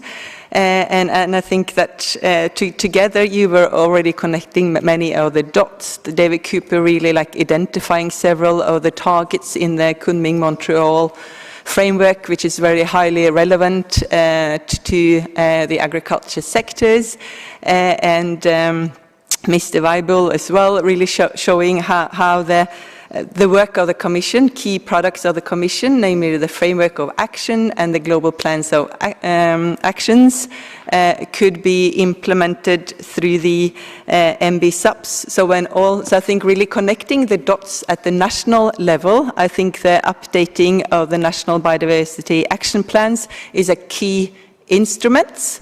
So at the member state level, that will be an important place to connecting dots. But I really also hope that by FAO convening this special session also means FAO would also take on a larger part in prioritizing biodiversity. I think it's a great momentum now when you will be updating the action plan to implement the biodiversity mainstreaming strategy. And it really comes at a very good time when we have the COP15 decision adopting the Kunming-Montreal. So I think now is a real momentum, and I would really encourage and look forward also for FAO to play a big role at the international level in connecting these dots. Thank you very much. No, thank you very much. And of course, it's connecting the dots not only within biodiversity, but then across and into other realms, right? And the climate, environment, there's quite a lot that can be done in a more synergistic way, including at the country level, where so many of these planning instruments and other things sometimes overwhelm. How to use the conversation on agri-food systems and the many solutions as the thread that joins them together. Niels, you did a magnificent job setting people off on a good conversation, and I know you want to come back again, so please, over to you. No, I think this, of course, is at the heart of this meeting, my question, and it appears that it worked. So what I learn is get out of the silos, learn from each other, and recognize the differences in causes and solutions for all these different things. And David Cooper, they're all interrelated. Hey, it's biology.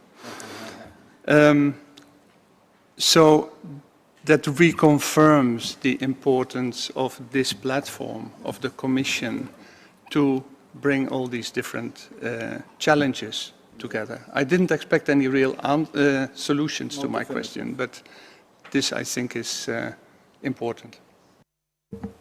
Thank you so much. Thank you so much, Niels. We have just 1 or 2 minutes, and I see nobody else with a burning question or comment, and I'm wondering if the officer in charge of the Commission, Dan Leskian, who was kind enough to convene us all here on Saturday morning, had any reflection on that question or the joining dots so far before we move into the next segment. Well, thank you, Kavi. This comes unexpected, I have to say. Maybe on this last question, it is, I think Mr. Weibel already referred to that. It is actually on the agenda of the Commission. The Commission will discuss how to organize or reorganize its intersessional work in the future. So under agenda item 13, the Commission has a number of different options that have already been discussed at a consultation that was held by the Bureau. And there will be, I assume, next week further discussions on this issue. And the question is indeed how to deal with this array of different microorganisms and invertebrates that are relevant to the agri-food systems, and how to organize all this within the framework for action on biodiversity for food and agriculture. So we also from the Secretariat side really look forward to this discussion, which I think is very pertinent for the future work of the Commission. Thank you. It's like an anniversary present, Dan. Very good. Okay, well, I think it's been a super rich discussion, and as you say, just holding this very session, this special session, is our attempt to begin that journey towards joining the dots, as Norway kindly observed as well. So that leaves me just to thank all of the panelists for being kind enough to put together the presentations, for joining us, for sharing their experiences, and for helping us along this journey. Maybe if I can invite just another quick round of applause for our panelists of this first sub-session.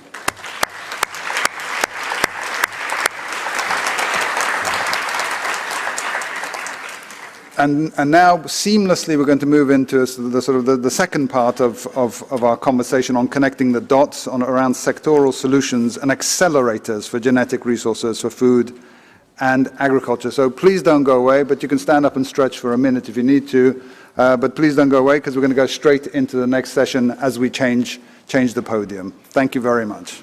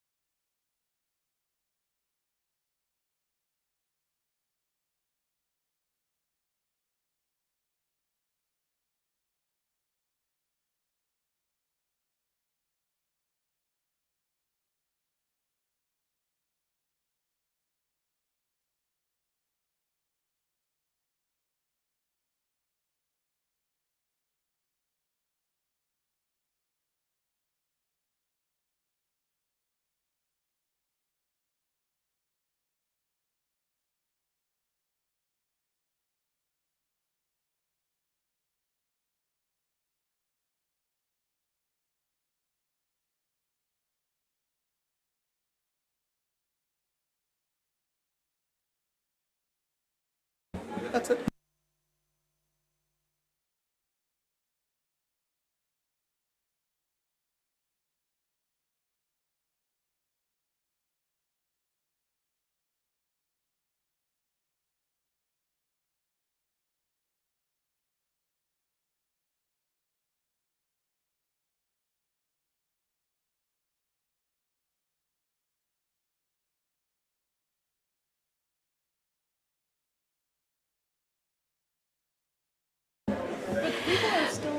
Good afternoon. Is it possible for us to start the meeting? Can we start the meeting, please?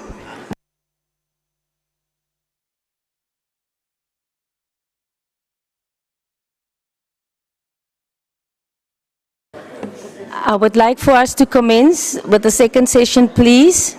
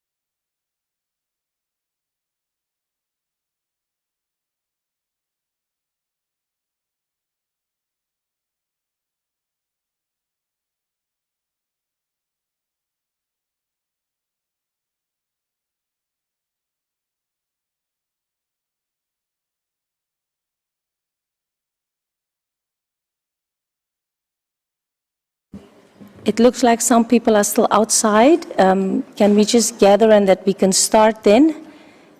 I'm still waiting for one more panel member to arrive, and then we can commence.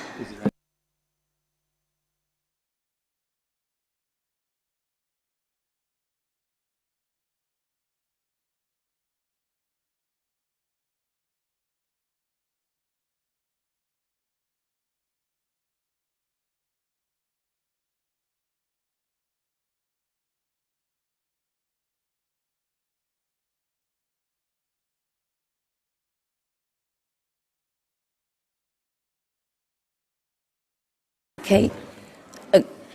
Good afternoon, ladies and gentlemen, His Excellency, protocol observed. Yes, let's try to spend this last hour very fruitful on a Saturday afternoon, and I think we can do it. So I would like to welcome you to the 40th celebration of the Commission on Genetic Resources for Food and Agriculture, and our session is to do with connecting the dots, sectoral solutions, and accelerators for genetic resources for food and agriculture. And I've got a wonderful panel here with me that I'll introduce to you shortly, and that we can then see whether you can connect the dots, all of these lovely colorful ones that showed there in the end, and by the time we leave here, that we can link all these different frameworks and instruments together. With me, I have Bonnie Furman, the Agricultural Officer, Plant Production and Protection Division. Another panel member, the Director for Land and Water Division, Lifeng Li. Then the Director for Food and Nutrition Division, Lynette Marie Neufeld.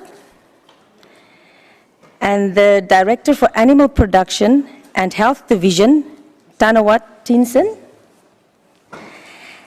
the Director for Forestry Division, Zimin Bu. And our last panelist, Zinhua Wan, Deputy Director, Fisheries and Aquaculture Division. These are your panel members that we will do some discussions on. I represent the chair, I'm the chairperson to the Commission on Genetic Resources for Food and Agriculture. And I hope by the end of this, we can link all of these things together. Okay. I start out this question to Mr. Hu, the Director of Forestry. What role do you play in sustainable use and conservation of genetic resources for food and agriculture in your field of expertise? Thank you very much, Madam Chair, and dear delegates. And firstly, I would like to congratulate you on the 40th anniversary of this convention. And actually, we know that forests are home to up to 80% of the biodiversity on the land of the earth. Say 80% of the amphibians, and 75% of the birds, and 68% of the, say, mammals, 60% of the, say, the plant species. And so genetic diversity is crucial, actually, for the adaptation and resilience of a healthy forest. So sustainable use and conservation of genetic resources is actually the cornerstone of sustainable forest management. But unfortunately, the forest genetic resources are not deserving the attention that they deserve. And of the 58,000 tree species, only 2,400 species are well managed, and only 700 species are included in the, say, tree breeding improvement programs at different levels. And meanwhile, actually, we are also facing great challenges of continuous forest loss. So 10 million hectares to deforestation, 35 to pests and diseases, and even 60 to 7, say, million hectares to wild forest fires. So all these natural or human-induced disasters actually have brought, say, enormous and huge losses of biodiversity. So we need to take urgent actions, actually, to stop or reverse this kind of trend by sustainable use and actually conservation of these very important genetic resources, right? Actually, previous speakers talked about the in situ, ex situ conservation and also the sustainable use of different types of genetic resources. I think we should do more at the different levels. Right? At the global level, actually, we have the global plan of actions, and in the forestry's plan of actions, we have 27 action points, and under 3 priority areas. So we are working with countries and to have global assessment, and also to report the implementation of this global actions, plan for actions.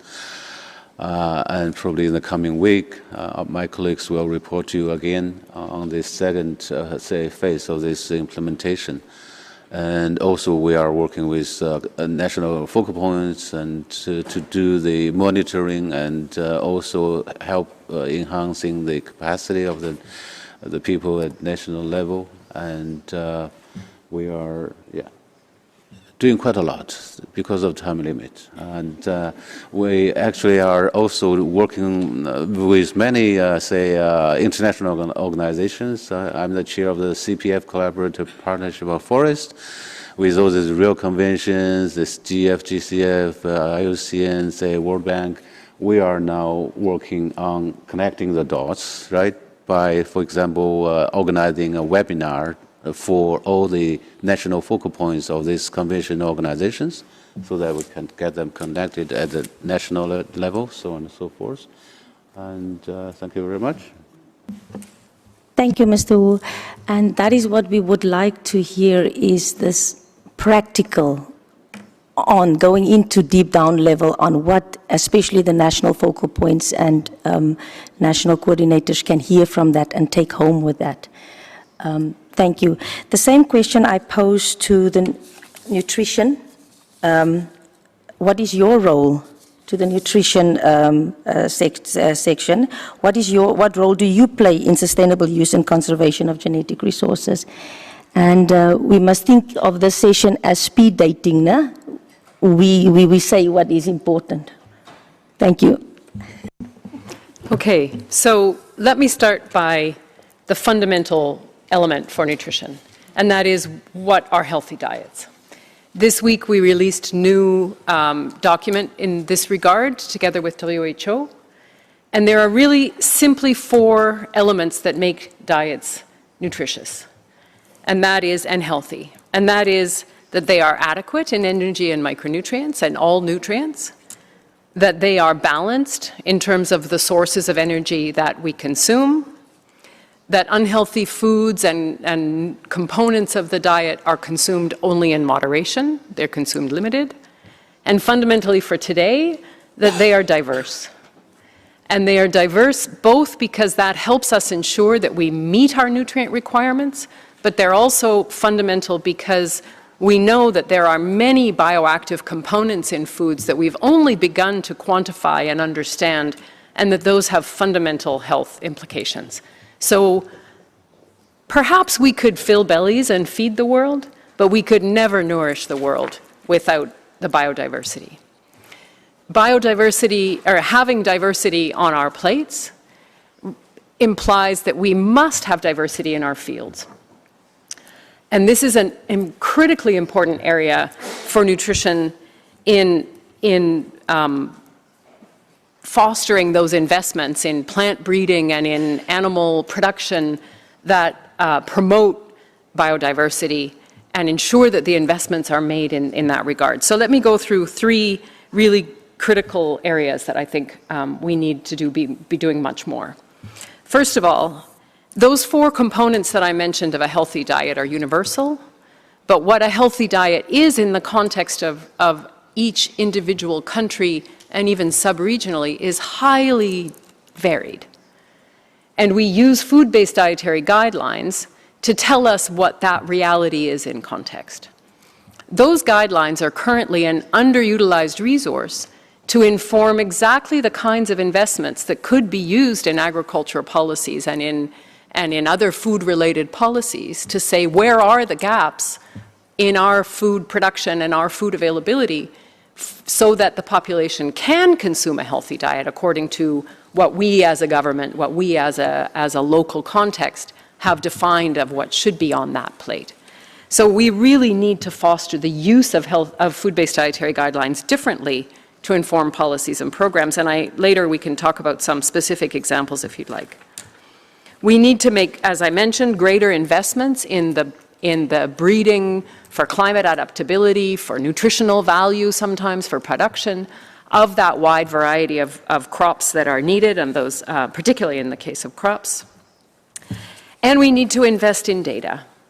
And just to take one moment regards to data, we in the nutrition community collect food composition data. We rarely know what the composition of different varieties of the same food is. We have in our food compositions table apple. We don't have I don't know if somebody else would be able to, you could probably tell me how many different kinds of apples they are. But you, in the field of plant breeding, often have that data related to the composition of different varieties of apples. I only recently learned that. I only recently started reading some of that after 30 years working in nutrition. We don't work together in that way. So our data that we are looking at for understanding the health implications and the nutrient adequacy of what people are eating is missing that element of of diversity and what are the implications, both for human health, but also for, if we're starting to think about plant breeding and fostering and promoting underutilized crops, which is another area I can talk about later if we'd like to. We're missing that opportunity to do that. Thanks. Stop there for now. Thank you very much for highlighting those ones. I'll switch gears now, and I'm directing this question to Bonnie Furman. What is your linkages, your division's linkages to the Commission? The same question I will also pose to animals. Okay, so I go first? Yes, as well as to the land and water sanitation. What is your linkages to the Commission? So I'll start out with plant, animals, and then? Thank you. Thank you, Madam Chair. So good afternoon, distinguished delegates, guests, and colleagues. First, I would like to say that it's my pleasure to represent the Plant Production and Protection Division. Both Director Jingwang Shaw and Deputy Director Chiki Lumba cannot be with us today. They are on duty travel and so unfortunately cannot attend. I'm attending in their behalf. They send their regrets and best wishes and congratulate the Commission on reaching this 40-year milestone. So the Plant Production and Protection Division works to enable farmers to transition to sustainable plant production. Sustainable plant genetic resources, management, and seed systems are fundamental to achieving this, and therefore our division is closely linked to the Commission. The division plays a significant role within the Commission Secretariat. The majority of our work on the conservation and sustainable use of plant genetic resources for food and agriculture, which I will call PGRFA from now on, is carried out under the aegis of the Commission. The division hosts the Secretariat of the Intergovernmental Technical Working Group on PGRFA. The working group plays an advisory role that reviews FAO's work on the conservation and sustainable use of PGRFA and provides guidance and makes recommendations to the Commission. The 11th session of the working group was just held in April of this year.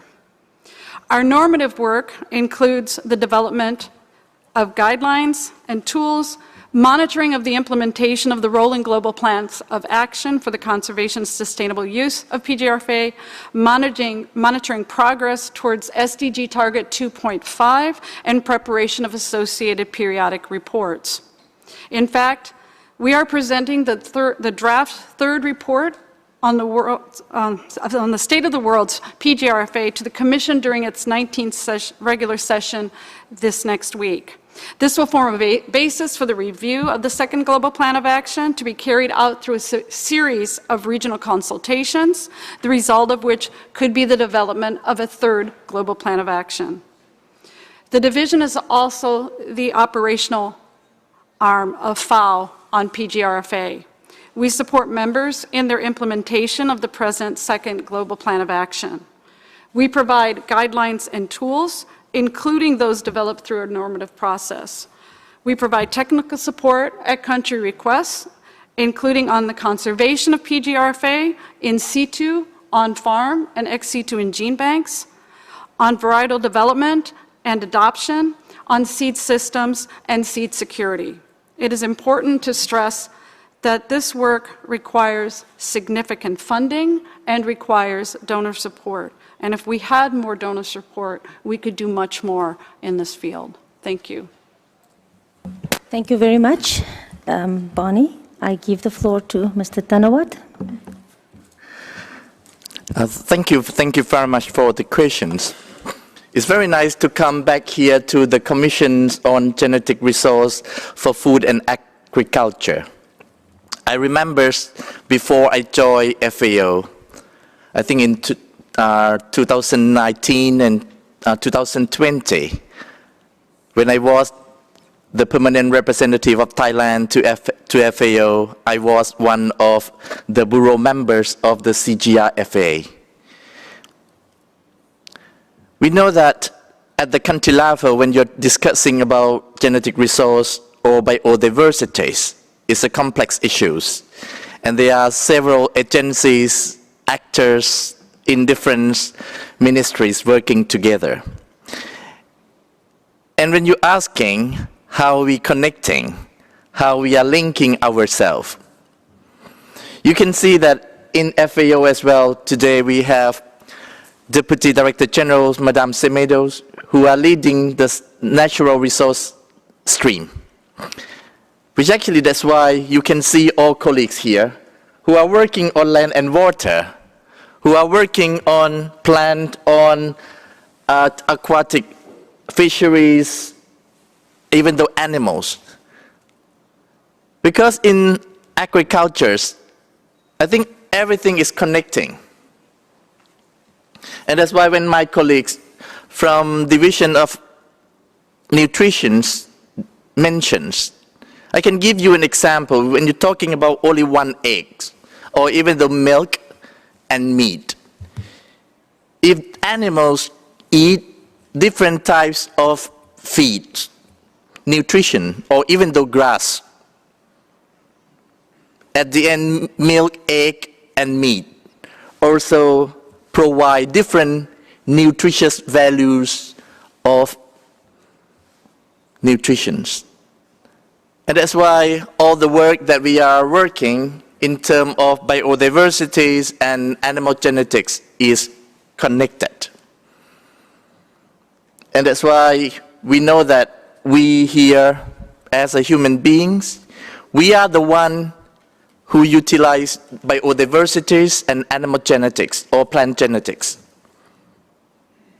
We are the one who can conserve as well. But we also the one who can damage. And that's why it's a challenge for all of us who are working at the country level, whatever in the capacities of the governmental agencies, NGO, or any other organization. How are we going to communicate and raise awareness to general publics, farmers, producers, to think about how to use natural biodiversity, genetic resources efficiently, and also how to conserve it, because it links to our futures.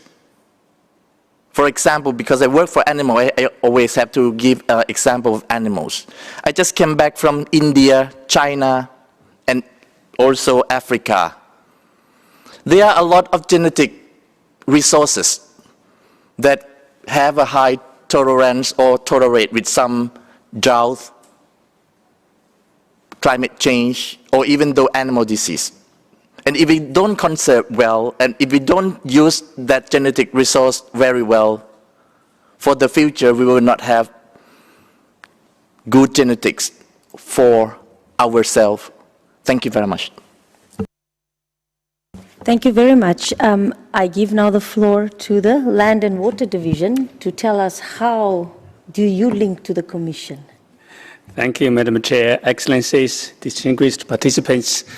Congratulations to all of you involved in this commission. And for 40 years, it's a middle-aged convention now.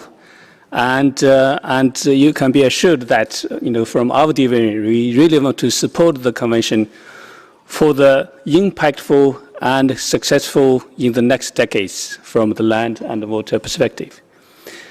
And let me start with a short story. The short story that's happened many years ago when I firstly visited the Loess Plateau. The Loess Plateau is in the central north of China.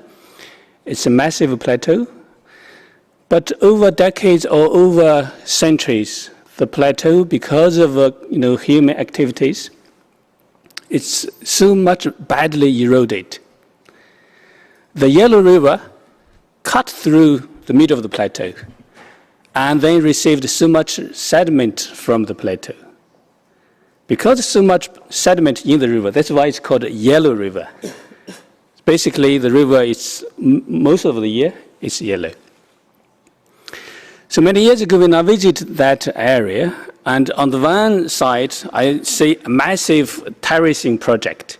And later, I know, in fact, 2 weeks, I discovered that that's massive terracing project It's designed by FAO many years ago. And back to that time, very few people believe that concept. But then the World Bank and also the central government of China put enormous investment in terms of terracing. And then next to the terracing project is a small gully area. That is the experimental area that's the Chinese Academy of Sciences were doing land restoration. That small gully area has been fenced for 17 years.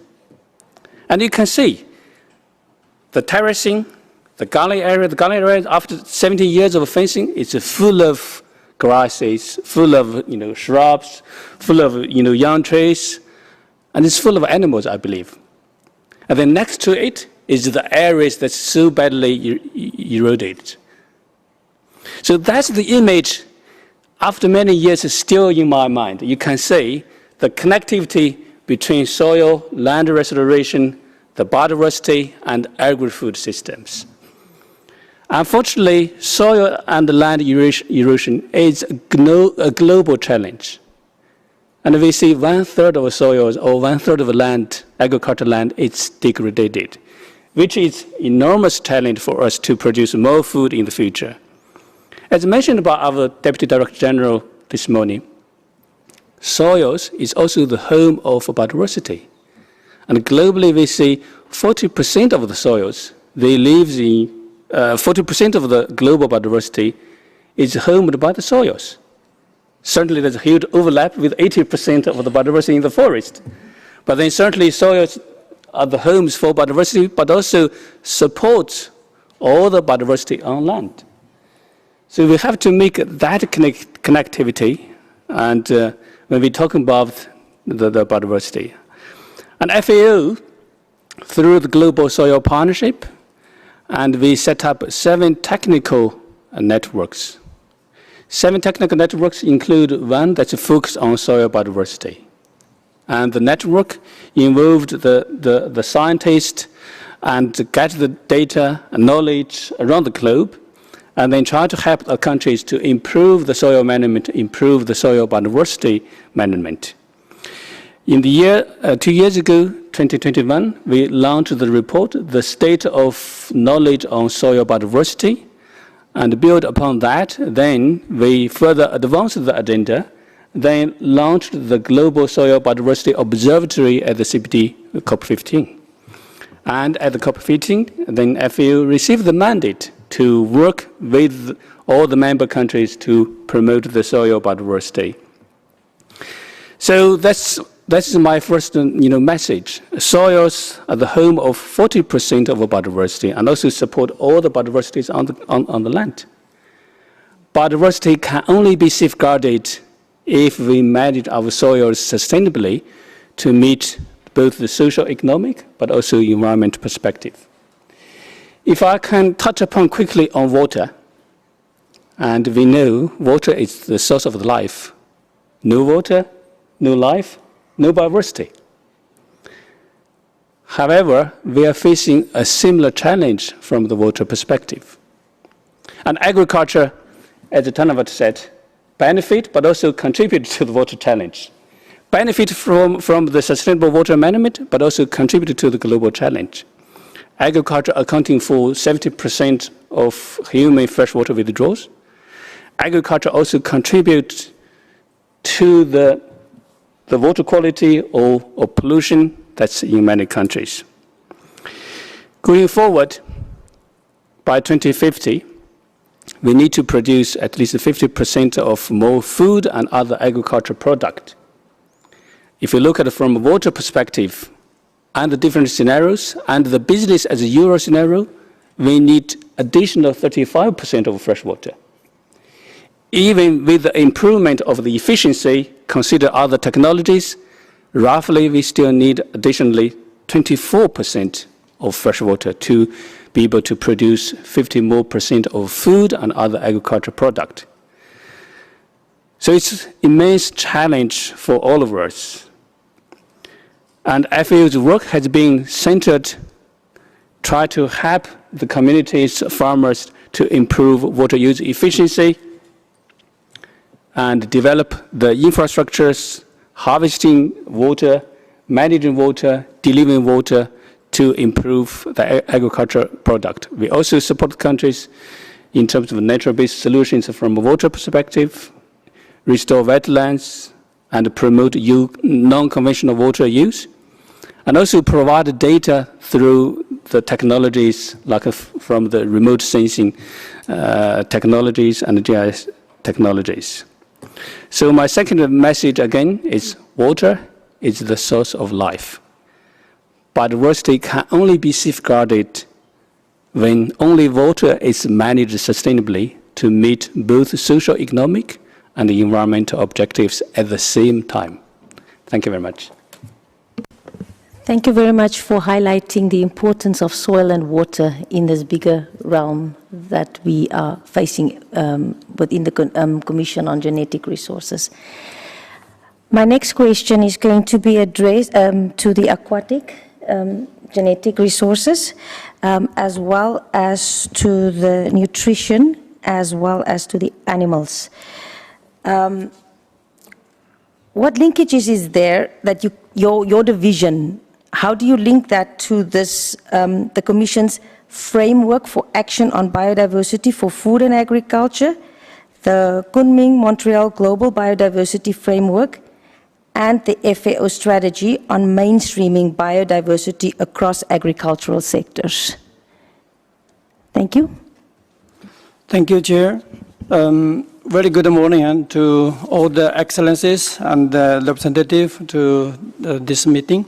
So basically, as we just talked about water, so then we were seeking the life below water. So I think this is what then we are talking about, aquatic genetic resources. So basically now fisheries and aquaculture is become a very good and also a sustainable aquatic food supply sector. So we are very happy to see the statistic in recent years that the production from fisheries and aquaculture was increasing, not only because of capture fisheries, but also because of aquaculture development. So based on our statistic in last year, in 2021, the year before last year, but because of a statistic, the aquatic animals plus algae, the production reached 218 million tons. So I think this is a really remarkable achievement when we talk about aquatic food and supply for the total population in the world. So basically, when we talk about aquatic food, because the ocean or the water surfaces covered about 70% of the planet surface. So definitely we cannot ignore the contribution of the aquatic food. So when we talk about aquatic genetic resources, it is still a very crucial role when we talk about global food security and nutrition, as well as sustainable livelihood. Because fisheries and agriculture not only produce food, they also provide job opportunities, as well as economic development in the rural area, in particular for the coastal community. So when we talk about the link with the commissions, I think I can put 4 keywords here. The first one is data. Basically, we have to understand about the aquatic genetic resources. Currently, maybe all of you know, there's 1 million types of aquatic animals and aquatic species. But when we talk about the utilization, there are only about 700 species. So this is really, when we talk about biodiversity, that's we call the store or the pool of the species we can utilize. So we have a very close collaboration with the members when we have this state of aquatic genetic resources status of the world. So we receive 92 members. They have been contributed with the data. So and also we publish this state of world on the aquatic genetic resources. And also we thank for our members when you have been contributing with funds to run this knowledge and product development. And also we have been developed several we call the innovative work. As we already noticed, the global plan of action for these genetic resources, in particular for aquatic and genetic resources. So we are very much appreciate for the adoption in the FAO Council for the global action plan of action.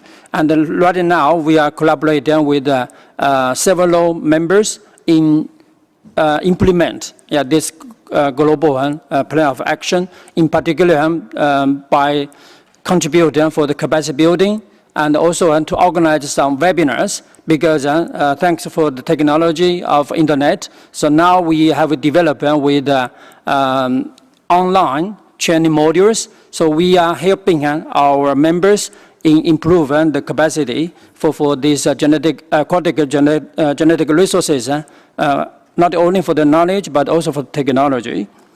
And another thing I would like to highlight is for the normative work we have been supporting. In 2019, we have published the Declaration of Fishery and Aquaculture Sustainability, which is also a great support to the biodiversity framework of the aquatic and genetic resources. And following that, also we have published two voluntary guidelines. One is for the small-scale fisheries, and another one is for the guideline for sustainable aquaculture, which just approved by the subcommittee on aquaculture this year. So we are really very much proud to catch the steps in following this guideline and also the actions to support our members. And also last year we published this Blue Transformation Roadmap, which is also very important for carry out this link with the mission. So I stop here. Thank you very much. Thank you very much. I give the floor to the animal side and then to the nutrition. Thank you very much. Regarding the Kunming-Montreal Global Biodiversity Framework and also the Commission Framework for Action on Biodiversities. As you can remember, that in 2007, we organized the first the Intergovernmental Working Group on Animal Genetics in Interlaken, Switzerland. I think I see a representative from Switzerland is here. Because you know that during that times, we adopted the strategic priorities and actions for the global plan of action for genetic resources. And that's why we are expecting that in 2027, which actually we will also celebrate 2 decades of the Intergovernmental Technical Working Group on Animal Genetics, which actually by 2027, in terms of the launch of the State of the World Animal Genetic Resources for Food and Agriculture, and also we will plan to make sure that we can adopt the new global plans of actions for animal genetics, because now several countries already submitted additional informations and also data. And that's why in terms of the animal genetic resources constitute an essential part of agricultural biodiversity. Right now around 40 species and 8,000 animal breeds currently reported to the domestic animal diversity information system, so-called DAS-IS, which actually DAS-IS is the CBD clearinghouse for data used for monitoring animal genetic resources, which actually during my visit in China last 2 weeks, the Ministry of Agriculture and Rural Affairs also reported us about their data and also in terms of recordings. And next week I'm going to India as well, that try to continue our conversation, how we're going to gather and also to collect all the data of the domestic animals, genetic resources of domestic animals together, and to make sure that we can have a complete data for the global launch of the new report. Thank you very much. Thank you. Now the last presenter, Lynette, please. Thanks. Yes, first related to the Kunming Montreal. Interestingly, within that framework and within the target specifically, there's many allusions to nutrition. There's many targets that are relevant for nutrition, but there's actually no target that is specifically nutrition, and specifically diversity for nutrition and the implications that that has. And that worries me, because what isn't explicit and what isn't tracked explicitly tends to fall off the agenda more than it should. And I think that's something that we really need to think about and strengthen in that regard. Why is that so important? Access to diverse, nutritious food is a critical condition for nutrition, but it's not enough. We know that there are enormous equity issues related to food availability at a national level, among nations to begin with, within nations, but also within households. So if we don't get a little bit more explicit about what we mean by diversity for nutrition, we won't necessarily translate that change in production into changes that in a household and changes into the nutritious foods of the mouths of the people who need them, because they currently do not have access, sufficient access. I think you all know the latest SOFI reports that came out. I probably don't need to repeat it, but I will. 3.1 billion people can't afford a healthy diet, right? A lot of those people, if you get down into the statistics at a national level, are women, they're young children, adolescents, the elderly, and something has to be added to those high-level targets that we look at a production level, so that that can actually make those changes down into the lives of individuals. So then moving on to the FAO action framework, I think the 3 points that I mentioned related to food-based dietary guidelines, diversification of crops and particular attention to underutilized or, quote, neglected crops and data are all explicitly articulated, if not explicitly articulated, alluded to in that framework. So we have a huge opportunity there to work together more and differently to achieve this agenda. I'll just highlight 2 things. With food-based dietary guidelines, there's 100 countries that have them. To my knowledge, only a handful of those use them in the way that I was mentioning to guide policies and programs. An enormous opportunity for us to work differently and work together differently. We work very closely supporting governments to produce them, but across the table here and other divisions, we can use them differently to implement them for policy making. But if there's 100 who have them, there's dozens who don't. And that's problematic, because that's where we translate, again, those principles into the reality of what might be needed to achieve healthy diets in those contexts. And then just finally to mention one action that we are working on already jointly with some of the other divisions within FAO. We're partnering with the US State Department and the African Union on an effort called the Vision for Adapted Crops and Soils for Africa.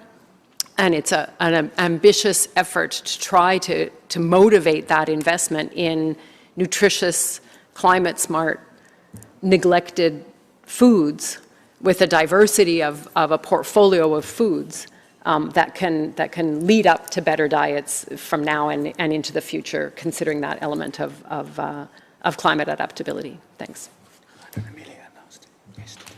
Thank you so much. My last question I will pose to forests, plants, and soil, land and water. And what guidance can you give to countries to receive support, FAO support, in the national implementation of the Commission's global plans of actions? What guidance can you give to countries on FAO support in the national implementation of the Commission's global plans of action? I start out with the forest, then the plants, and then the land and water division. Thank you, Madam Chair. And actually, according to my experience, whatever you do, you need baseline data. So my first advice to say the distinguished delegates is that I would advise you to work with FAO divisions units on data, right? So especially in say a modern society with a high tech, with the cloud technology, with the proper use of the say AI, then I think you need to make data-based, evidence-based decisions. So on this point, I think forestry division has a very strong capacity. And we have been working with our member states on an annual basis in generating all this data, actually including the resource assessment, genetic resources part of it. We have 800 people working together around the world on this forest-related data. And I think, secondly, I advise you to actually probably work with our divisions on, say, the policy, say, improvement or development of your government at different levels. I think the policy issues related to legal and institutional, and I think is also the science and innovation aspect of this issue. If you want something done, then you need to have a legal guarantee. So whenever people come to me and talk about, say, what is the priorities if we want to actually push forestry at the national level, I said, develop or revise your forest law. And actually, based on that, you develop the thematic specific policies, right? For example, the promotion of genetic resources, and you need to actually design policies on in situ, ex situ conservation, because this is required subject to different type of species that you are working on. And you need to actually promote the sustainable use of these genetic resources, say in afforestation, in actually the rescuing of the endangered and rare species, and so on and so forth.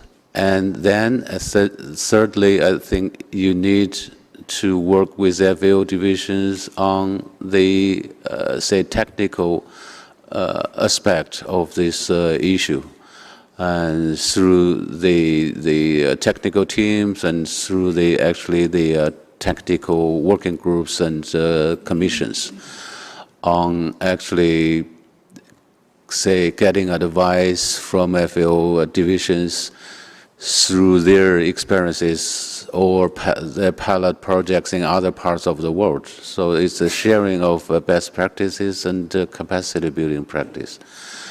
And last but not least, it's awareness raising and capacity building. Right? This is also the strength of the FAO divisions. Right? We can organize together the global campaign, the regional or national campaigns, and also the we can organize the trainings at different levels and for different people and on different subjects. And we stand ready anyway, to provide any kind of support that we can to all the member states in collaboration with our partners. Thank you. Thank you very much. I give the floor to the plant. Thank you, Madam Chair. So I'm going to try to do this a bit more practically because I really believe that he just basically stated a lot of the things that I would mention. In terms of what is needed for countries to receive support is to first, I think, it's very important to nominate national focal points to the Commission and to the Intergovernmental Technical Working Group on Plant Genetic Resources. I'm going to mirror what the Director just said in that countries should have national strategies on plant genetic resources for food and agriculture. They should have national plans on the conservation and sustainable use of crop wild relatives and wild food plants in situ, and on farmers' varieties and land races for on-farm management. They should strive very hard to apply the gene bank standards to ensure that their ex situ conservation follows the gene bank principles and that their genetic resources are well maintained, documented, and available for distribution. On top of this, there are reporting obligations, and I think that this is incredibly important. The periodic reviews on the implementation of the global plans of action, in this case, the second global plan of action, which feeds into the periodic reports, such as the draft third report on the state of the world's plant genetic resources, which is presently being reviewed, because these feed into the next global plan of action. The other reporting that is essential is on SDG target indicator 2.5.1, the plant component on genetic resources maintained ex situ in medium and long-term based collections. All of these things give the countries the foundations to basically follow the global plan of action. And as a result, it also gives you, as the Director said, some baseline information that allows us to work with you. On a practical level, the first port of call is the national, the FAO national offices to request information, and to request support. And we can provide policy support because we have the guidelines and the tools available, as well as operational support, which is the capacity development and all of those kinds of things. And I think I'll stop there and allow our colleagues to talk.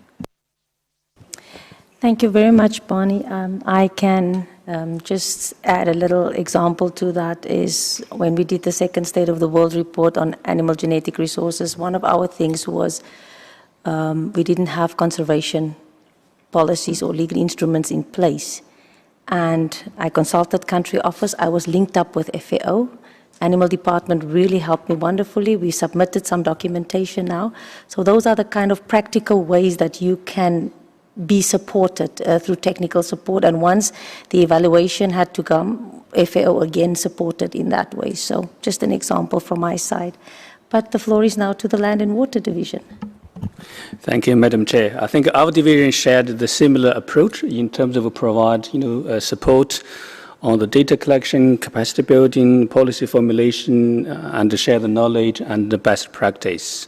So it's a similar approach, on the subject of soil management, land management, water management. So we share the similar approach. But let me touch upon, regarding how to implement this, convention in the future. I think there's a few points. The first one, from a soil perspective, we know that soil pollution is one of the key challenges. And FAO, we we have the code of conduct on the sustainable use of and management of fertilizer. I think that is, the code of conduct that's, endorsed by all the members. And the implementation of that will greatly address the soil pollution issues that will also help to save the soil biodiversity. The second one is VGGT. I hope you are familiar with this terminology. The voluntary guidelines on the responsible governance of tenure of land, fisheries, and forests in the context of national food security. It's a mouthful. But basically, it's recognizing the tenure right of those resources, and both land, fishery, and forestry. And recently, mandated by the Council, we also started to look at the water tenure. And as mentioned by the madam from the Philippines, the tenure is one of the key instrument or arrangement that will empower the farmers, the biodiversity steward, to be able to manage those precious resources in the future. So really suggest the countries to look at how to implement that VGGT on the ground. Thirdly, let me quickly touch upon the land use planning. The land use planning is one of the overarching management tool for us to manage all the land resources. And FAO issued the guideline for land use planning back to 30 years ago. So it was in 1993. And at the moment, we are already working with the experts from many countries to upgrade this integrated land use planning guidelines. That has been shared, through our presence in the countries, being shared with all the countries. And in the coming weeks, we are organizing the regional webinars to listen to the advice, comment from the countries, how we can improve the land use planning in the future. I think that's touch upon many issues that we discussed today, as well as contribute to the target number 1 of the CBD new diversity, new framework. Fourthly, I fully support the comment raised by the distinguished delegate from Norway regarding the integration at the national level. In 2 weeks' time, we're going to have the second UN Food System Summit. And come out from the first UN Food Summit, 116 countries, they developed and announced their national pathways to food security, food system transformation. 116. Huh? But our division, we reviewed from the land, from the water perspective, and we discovered that only 1/3 of those food pathways mentioned water meaningfully. So we as FAO, if you see downstairs here, there's a very nice communications posters talking about water is life, water is food. But then among the 116 national food pathways, only 1/3. The rest, they are water blunt. So come back to the national level, integration. It's not only between the food and the water, but also how the biodiversity can really be mainstreamed in other national strategies, not only through the National Biodiversity Action Plan, but also how this also play out in the NDCs, in the National Adaptation Plans, in the National Water Roadmaps that FAO are promoting.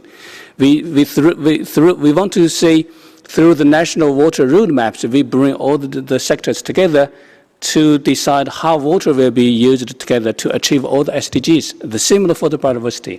How these issues can really be connected at the national policy settings, at national strategies and plans is crucial. Thank you very much. Thank you very much. With the time, we have reached now towards the end of our session. Mr. Tanawan just wanted to make one more comment. I'll give him the floor.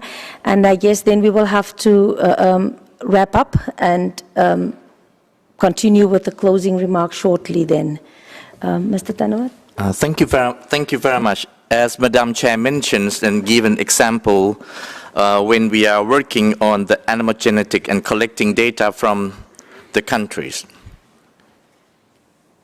All of you, as a members, you are the one who helping us, supporting us to collect all the data of the genetic resource for food and agricultures in your countries. Without your support, we cannot go far. Without your support, we will not learn more. Without your support, we cannot get and understand the data, information that you have in terms of genetic resources in your countries.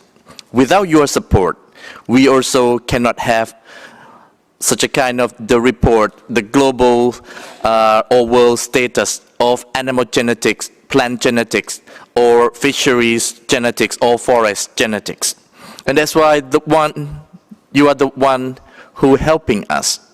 And also I take these opportunities, as my colleagues, Director Li Feng already mentioned about the UN stock-taking exercise by the end of this month. And also in September, on 25th to 27th of September, is the first time that FAO will organize the Global Conference on Sustainable Livestock Transformation. Because it's a time for us to transform. It's a time for us to integrate all the work around biodiversity, to make sure that we really look at the issues of biodiversity, genetic resources around food and agriculture in holistic approach. Thank you very much. Thank you. Dear panel members, thank you so much for your contributions. I can just quickly put out key points that have keywords. Synergy, cooperation between the different sectors is important. Implementation of your global plan of action. Linking that to data collection, linking that to your legal instruments that needs to be in place, your policies that needs to be in place. And something important that we learned all is water and soils. Do not forget about that. They are very important. The nutrition component also highlighted data so much and how we can use each other within our sectors to process information. That is in a nutshell that I can quickly put out key points that came out strongly from all the panel members. I thank you very much for your input, your valuable contributions, and for being willing to share your Saturday with us. Knowledge is power, so we share. Thank you so much. I give the floor to Mr.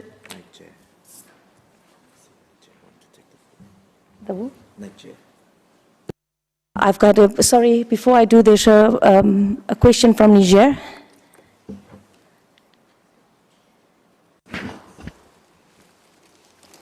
Bonjour à tous et merci beaucoup pour le cher membre du panel. Donc j'aimerais poser une petite question. J'ai vu le panel, donc j'avais voulu qu'il y ait une autre division qui travaille sur le sol et plus spécifiquement sur la fertilité du sol. Donc depuis le matin, on parle de la biodiversité, que ce soit les ressources phytogénétiques, les ressources génétiques aquatiques, forestières et ainsi de suite. Donc maintenant, j'aimerais savoir un peu si on a élaboré ou bien l'importance par exemple de la biodiversité sur la fertilité du sol. Car on sait que toutes ces biodiversités, il n'y a aucune biodiversité qui peut se tenir aujourd'hui sans le sol. Et comme la présidente vient de dire, donc il y a par exemple les plantes, l'eau et le sol vraiment vont ensemble.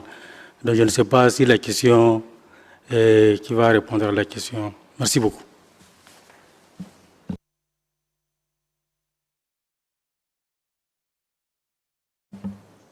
I guess that's me. Thank you. Thank you very much. As I briefly mentioned, soils are the homes of more than 40% of the global biodiversity. And certainly, without soil biodiversity, we can't have a fertile soil. And also, fertile soil fertility is so much depends on the biodiversity, but also the other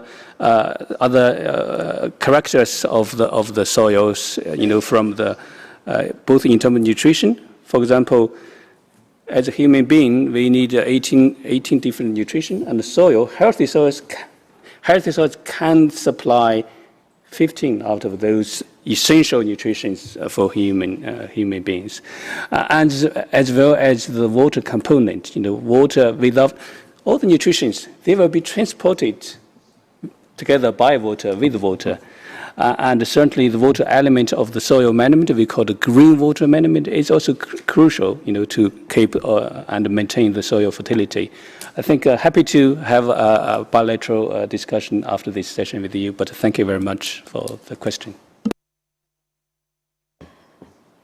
Is there any more questions, short questions from the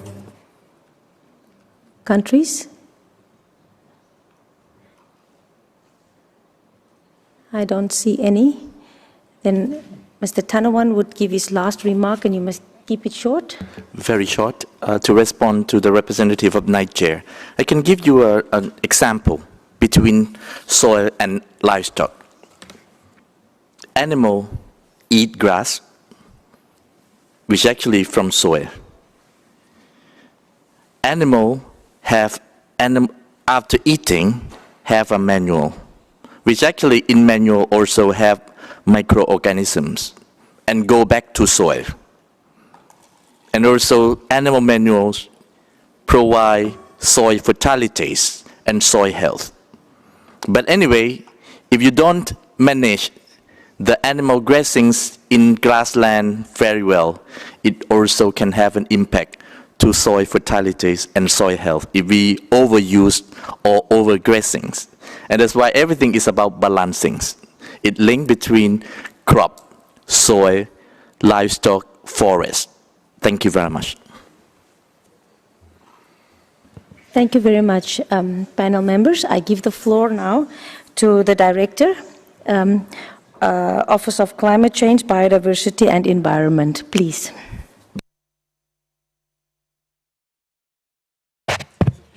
Thank you very much, Chair, and I'll be brief. The distinguished participants, first of all, thank you very much for your presence here. To all the panelists, to yourselves who've listened patiently, in many ways, your very presence here is helping us to join the dots, and we really thank you for your time. I think today's event has clearly highlighted the importance of the agri-food sector to the sustainable use and conservation of biodiversity, and of course the vital role that the Commission does and will continue to play. For our part, our Deputy Director General, Madam Semedo, was quite clear that FAO's commitment to mainstreaming biodiversity across agricultural sectors and the sustainable use and conservation of genetic resources for food and agriculture remains central to our work.